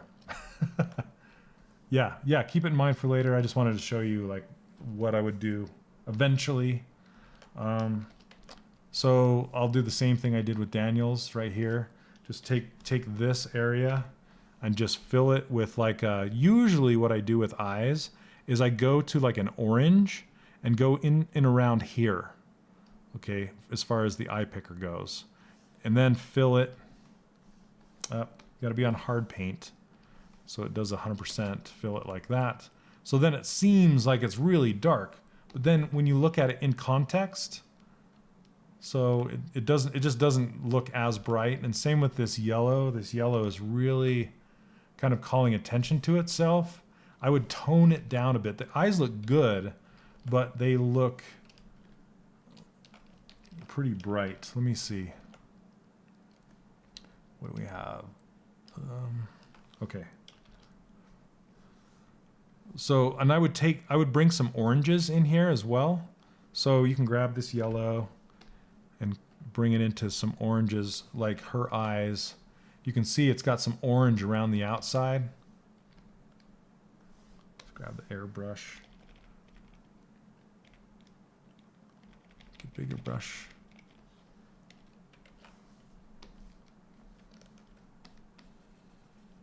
Okay, hold on. I want to saturate this up a little more. Maybe darker.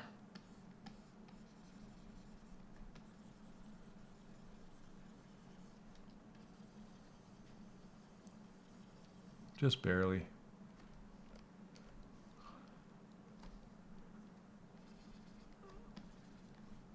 Okay, and then now on the top of the eye up here, you want to choose just a less saturated and darker version of the same color that you have. You don't want to paint black in there. I don't know if that's what you did or not, but Let me go around this. And you can also, let's bring in, let's do an orangish instead, like a really, like almost brown orange. So just to warm it up in there. I don't have symmetry turned on, so you can see the difference between this eye and this eye when I get done. Okay, I don't know what's going on. There it is. Okay.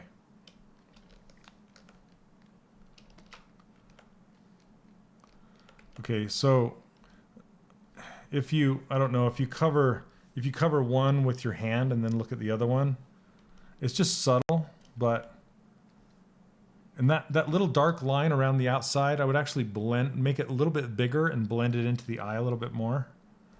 But just to kind of bring it in and warm it up and add some oranges to it, just to help a little bit.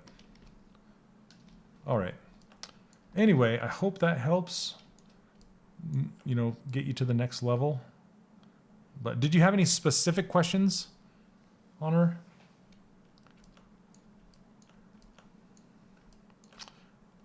All right, 240.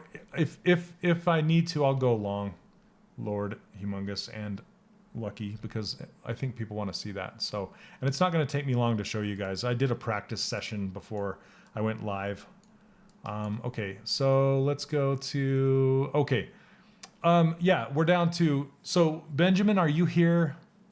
I think I already, no, I answered somebody else's question on how to bake maps for Blender. So someone, Benjamin Goddard, was asking about the Blender to ZBrush workflow and when to do UVs and when to bring over pieces and parts and all that kind of stuff.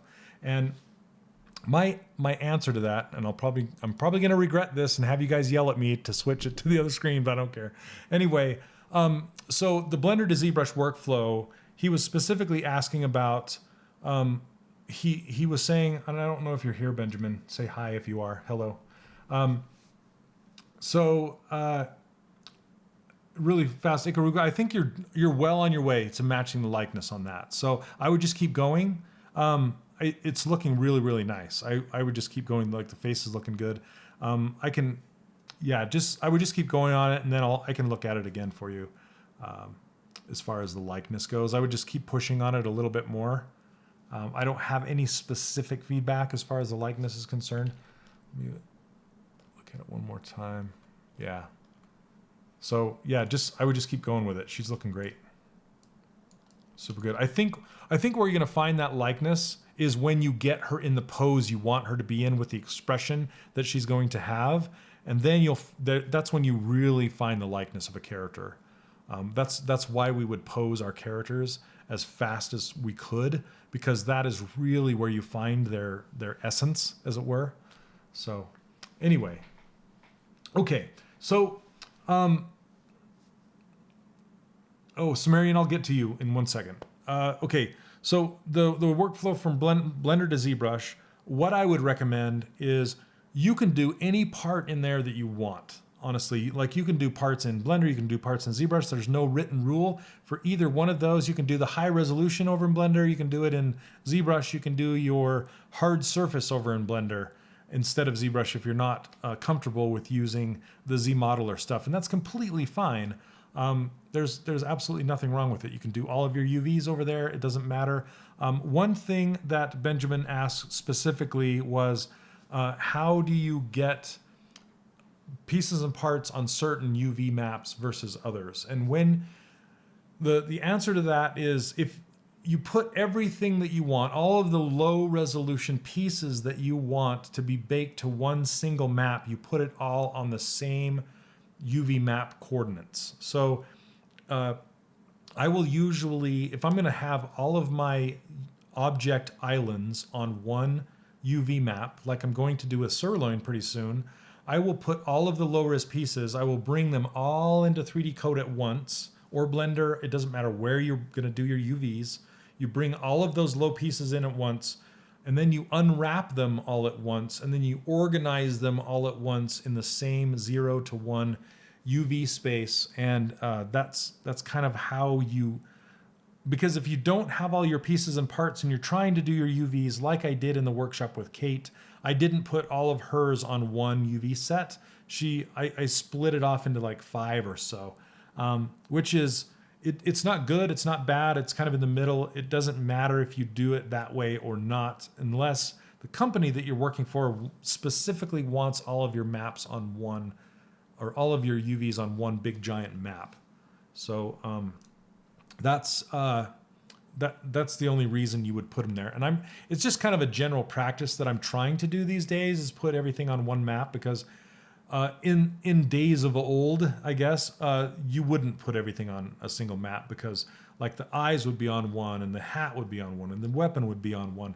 And the reason why is because you would have different map sizes for different things, just to be better organizationally, and you would use less texture space that way.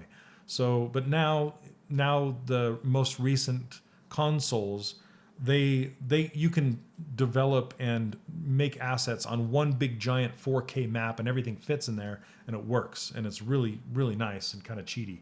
So anyway. Oh yeah, is somebody here that's not in the course? That's interesting. Yeah, Real, if you're not a part of the workshop, I don't know how you could be seeing this unless, yeah.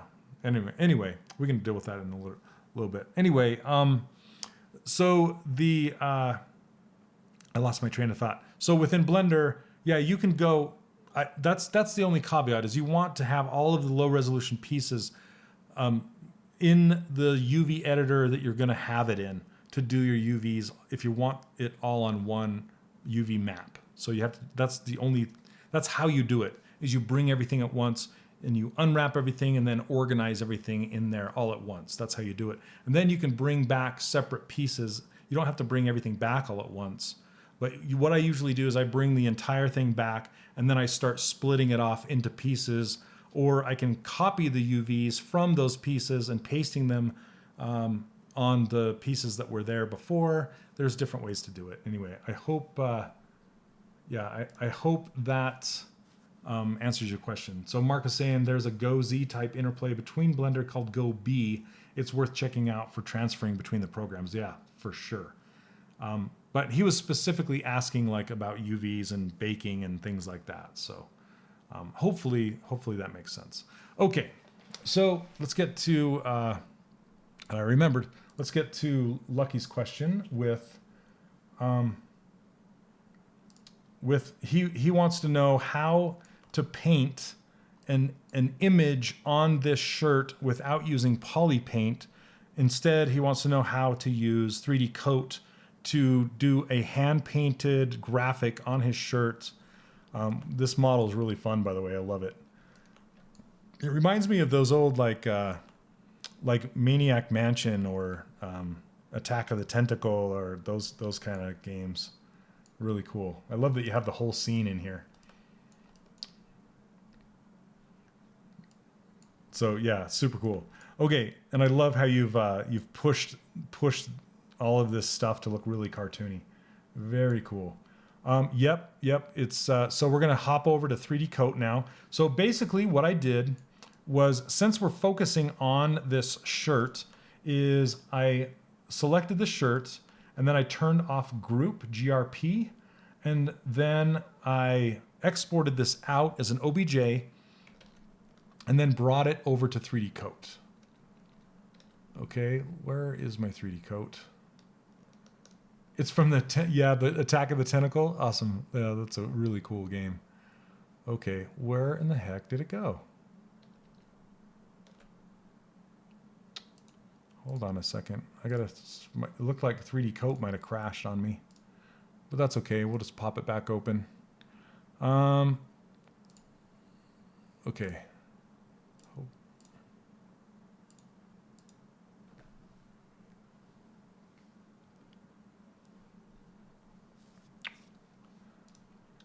Yeah, group is, you want to turn off the, Day of the Tentacle, thanks.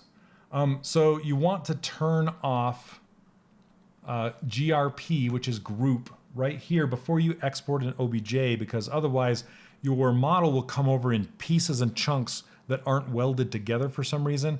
And I don't know why that's just not turned off by default. I've asked Paul Gabry, I've asked the guys over at Pixelogic, I'm like, why can't you just have that turned off? And they're just like, because it affects too many other things if you have that turned off. So anyway, okay. So here we go. What we want to do is we want to pull that in here, and you want to be at your lowest subdivision level. You don't need to, it doesn't need to have subdivision levels. You just want to be at your low resolution one.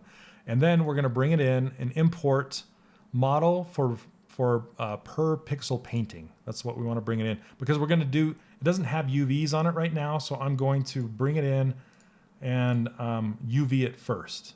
Okay, so since it doesn't have UVs, it's saying, do you want to throw some UVs on there? I usually just, use the defaults, hit OK. And here's the shirt. Hold on, I gotta see something. Okay. I just want to make sure I don't have a house showing all of a sudden while I'm doing this. Okay, so here we have the shirt, and we need to UV this. So we're going to go over to the UV panel, and it put on auto UVs really crappily. So what we want to do is we want to kill these UV seams. So we're going to hit clear UV seams and get rid of them.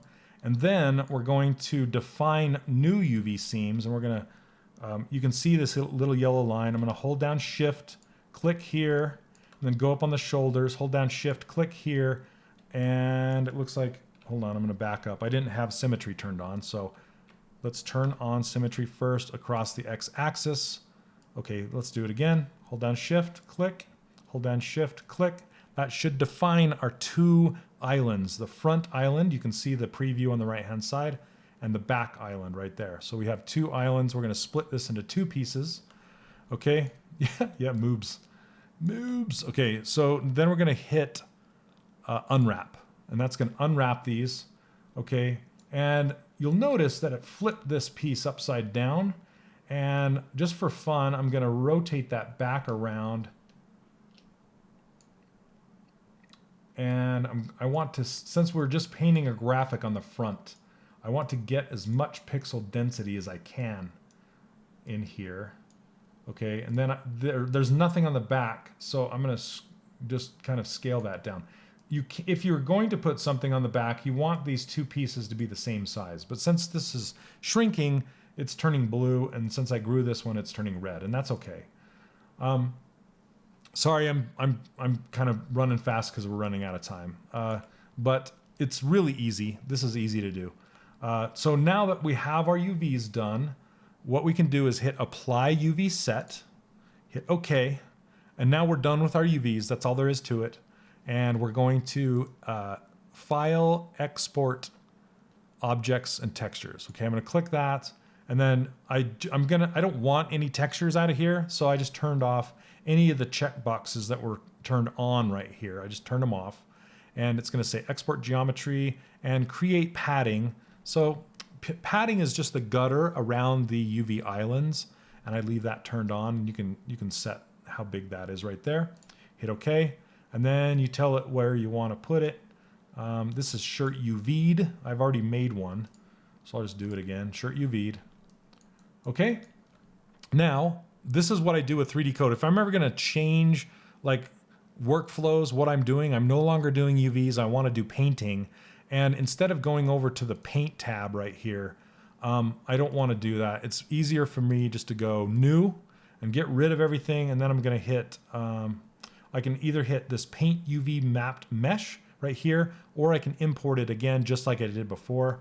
But I'm going to click on this, click on the folder, go grab it, shirt UV'd, pull it in. And now this is going to change. Now it recognized that it has UVs on it. So under UV map typing, it's going to say keep UV. Make sure it doesn't say auto mapping, or it'll just jack up your UVs. Okay, make sure it says keep UV, no smoothing. You don't need to worry about normal map. We're not going to do any of that kind of stuff. But make sure your textures are at either a 2K or a 4K. It just depends. If you're not using the Pro version of 3D Coat, I don't know how high it lets you go. You might not be able to do a 4K, but that's one of the restrictions on the $99 version versus the Pro version. And then it'll bring it in like this, and you can go, it defaults to the paint. They call it the paint room. This is the paint room, okay? And now it doesn't have any paint on it, but you can test it out by just drawing a line. Let's switch colors here. I'm gonna switch to a color, say okay, and we can just paint on there. You can see how nice and beautiful that is. I hope Marcus is in here. I hope he sees this. He is like a texture master when it comes to graphical textures. And I keep wanting to show him this because I think it will really help him with his extremely tight, I want to say tight graphics, but tight texture work, hand painted texture work.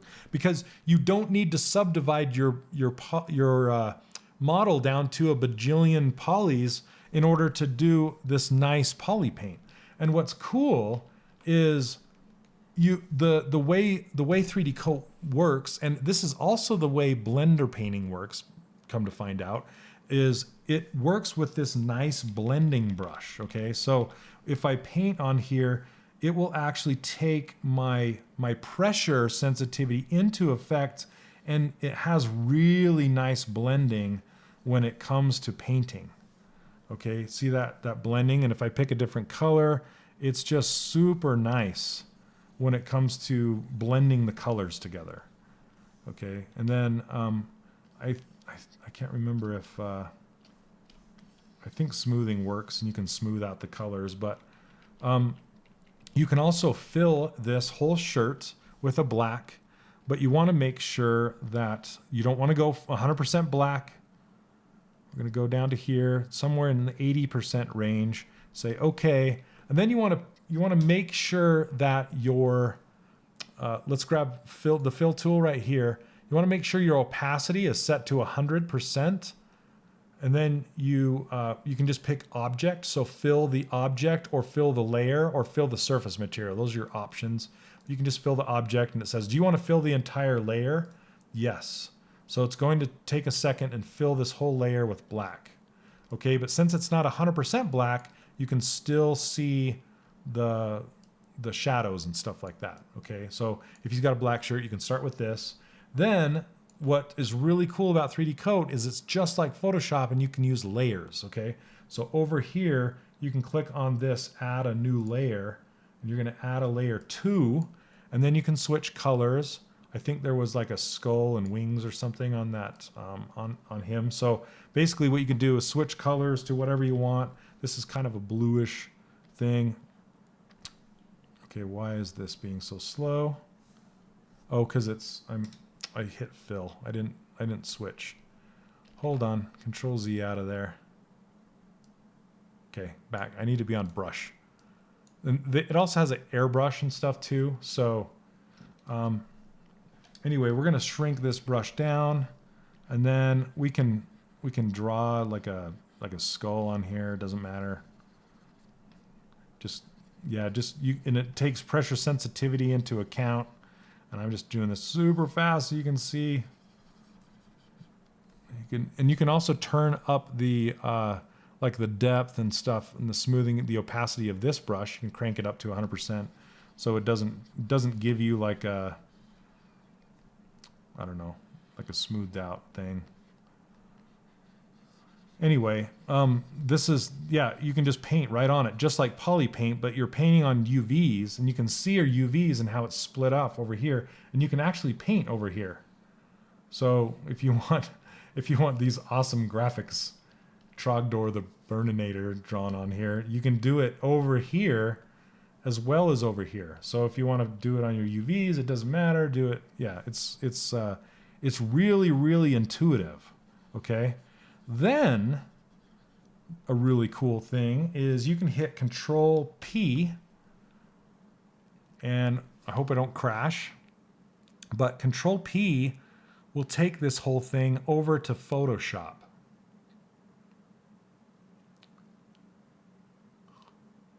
Yeah, I'm doing it right now, Glucky. I'm doing it right now. I'm just opening Photoshop. Control P. That's the thing. Yeah, Trogdor. Okay, so here it is. And it comes in with the gutters and everything. So it comes in with your layers. See, check this out. I thought it used to bring in the wireframe too. I don't know where the wireframe is or how you send it over here, but you can send over your wireframe for reference as well. And then you can just continue to paint. Let's go to brush. I just hit C on my keyboard like I was in ZBrush instead of the color picker here, but I can just, you know, make a more beefy arm over here. And then what you do is you just save it, right? You just save it here in Photoshop. I just hit Control S, go over to 3D Coat, and give it a second, and it'll go grab that and put that beefy arm on there. So, yeah, that's it. So you can paint stuff over in Photoshop. You can paint it over here, and it's on the UVs, and it's not using poly paint. It's using texture painting, and you can just export the texture right out of here and just use it as a texture. It's really nice, and use it as a texture inside your game engine. So, can't you just import an image and stamp it? Oh yeah, totally. You can totally import an image.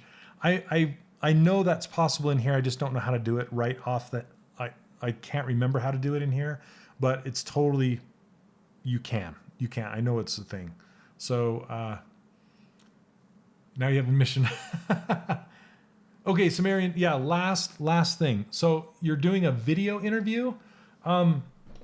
Gosh, like what sort of things do you want to know? Well, okay, let's just put it this way.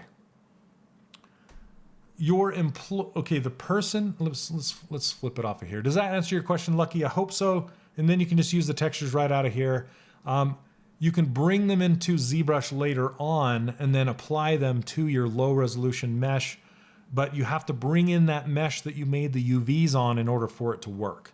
Okay, so you bring that mesh in there, then you import the texture just like you would import it into Spotlight, and then you have to flip it on the Y, which is really stupid, but you have to flip it on the Y axis inside the texture palette.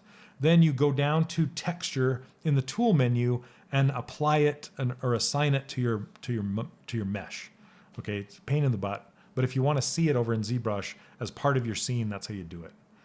Okay, so anyway, okay, Sumerian, what I would have in your head when you are doing an interview is put yourself in the shoes of the person interviewing you. So what I mean by that is this company is looking for you to fill a spot because they need your help or someone's help, okay? That's the attitude that you should have when going into an interview ever, is how can I help you, okay? They're looking for someone that can do a specific task, and they're interviewing you to see if you can do that, okay? It's not if they're looking for a fit, they're also looking for a personality that would fit within their team. So just be like super helpful friend. That's the best way I can tell you to go into an interview, is like, hey guys, I am here to help. I want to help this product. I'm excited about this game. I'm excited about this project. And this is my skill set, and this is how my skill set can help you out, okay? If you go into an interview with that attitude, instead of thinking, oh, I'm super nervous, I don't know if you're gonna like my portfolio, I don't know if you're gonna like this stuff. It's like it's not a personal attack interview, okay? They're looking for people to see if those people will help the project. So that if you go in with that attitude, and you know, if you can relieve the pressure and the stress of them having to look for someone, then you have one up over the next person. Okay, so it's just like, just kind of put yourself in their shoes and think about what they're thinking. As they're just like, hey, we got to find somebody soon, and we got to find somebody that's going to help us out and be a nice person on the team, you know. So if you can be that person, then you're gold. Okay, all right. Let's see. 2 questions. 1, how do I bring it back? 2, the shirt is single-sided only. Is this going to make a difference when QMesh and extract after? No, not at all. So you can leave it single-sided. You can export the texture right out of here. I think you can go to Textures, Export. and then just pick which texture you want. This color albedo map, and you can just pick what kind of texture you want and just export it right out of here. You don't have to bake it. You don't have to do anything. It's just a hand painted texture that you bring out of here. This is your color. You can also eventually, if you like doing textures in here, this is exactly how they did all of the textures. I'm not showing my screen. Here, let me show it one more time. Textures, export, and then color, and then just pick your texture type right here. Okay, so this is exactly how the World of Warcraft team and League of Legends team hand painted all of their characters, just like this. But they would turn the lighting off, and then they would also use a cavity map. So one more thing I'm going to show you how to make a cavity map is you can go to textures, and then let's see, is it textures, texture baking tool, but there's calculate occlusion and calculate curvature. You can click on this calculate curvature, and it's kind of like a curvature map in Substance Painter, but not really. It's not nearly as good, but it gives you a nice starting base to then do your hand painted textures on top of. And it's going to put it in its own layer right here. And you can also do the same thing with your ambient occlusion as well.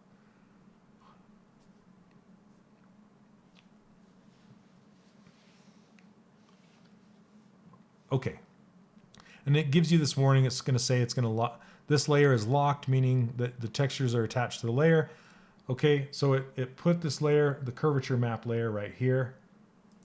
Okay, this is what it looks like. See how it's just not as nice as Substance, but it does have these white highlights. It makes for a very good place to start painting from. Okay, so if you're going to start your hand painted textures, you can start here, and you can also, like, you would add another layer and then start painting on that layer. You can change this layer type to like anything in Photoshop, like a darken, a multiply, all that kind of stuff. So you can put this curvature layer on top of your painting, or underneath as an underpainting, all sorts of stuff.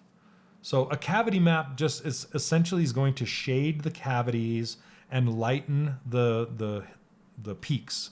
So you can see how the peaks are lightened and the cavities are darkened. That's what a cavity map does. Okay, it's different from an ambient occlusion map. An ambient occlusion map will just gather shadows underneath. It will not do highlights. Okay, so it's like, yeah, peaks and valleys, essentially. Let's make a peaks and valleys map. That's kind of what a curvature map is. Okay. Yeah, it's a reference layer. Or even an underpainting layer. You can use this, you just start with this and then start painting over the top. Yeah, so you can fill this with a color just to kind of keep the shadows and stuff like that. It makes more sense on when you bring in a little more detailed object, like a gun or something like that, with a whole bunch of peaks and valleys. It'll make that thing look really cool just right off the bat. Okay, so if you look up my friend Tyson Murphy, he's one of the art leads on over at Riot right now, and he's like one of the kings of hand painted textures, and he starts this way, and he has some videos on Vimeo. You can actually watch him do this. He will actually create this map, and then he'll start painting on top of this map. It's just a way to kind of give you a head start, and tell you where things are, especially if you turn the lights off. Because with hand painted textures, usually in games, the textures are unlit, meaning you paint the highlights and shadows into your textures. So they're the same lighting no matter where they are at. But they're very cartoony, hand-painted textures. So, all right. Anyway, all right, guys. Thank you. Take care. And if you have any more questions, please feel free to send them to me. Send them to my email, shaneolson@3dcharacterworkshop.com. Yes, Sumerian, best of luck during that interview. All you guys, if you ever go for interviews, best of luck. If you keep that attitude in your mind, in your heart, and you go to them and say, how can I help you? You'll just have a much better chance of getting hired, because that's what they're looking for. They're looking for help. They're looking for someone to help them with their project, because they're buried. They're working overtime most of the time. They're just like, we need help. We need someone who can come in and hit the ground running. with very little training, hopefully. But a lot of companies are willing to train newer people. Just come in willing to learn and not having your hand held as much. Like I keep telling you guys over in the Discord channel, problem solving is 50% of the job. So if you can solve the problems on your own before going and asking somebody, how do I do this? If you can actually make an effort to look it up on Google or whatever, but sometimes you just can't. Sometimes you have like, there's something specific about that particular game engine or that particular workflow that is unique to the company that you get hired at. Of course, you're going to ask them questions like, how do you guys put all your UV maps on one UV map space? And then they'll tell you, and then you'll do it that way from then on. So when you're first starting out, huge learning process. Even me with 20 years of experience, I work for Blizzard. I do Overwatch. I have never worked on that team before. I don't know how they work. So that first character was completely learning their procedures, the way they work. But I was helping them make a skin. That was the whole goal. That was the whole relationship between me and them, is they were reaching outside of their company for people to help them make more skins because they were completely overwhelmed internally. So that's what they were looking for. So you really need to think about, that you are going to help them with their product or their game or their television series or their prints, that kind of stuff. So, all right, guys. Thank you so much and have a wonderful weekend. I will be streaming on Pixelogic's live stream again on Monday at 12 p.m. my time, 11 a.m. Pacific time. So if you want to catch me there, you can see me. And anyway, like I said, if you have any questions, please send it off. Oh, Sean, that's all right. That's all right. You'll get it eventually. Okay, guys. Have a good one. Take care. Have a wonderful weekend, and we will see you next time. Cheers.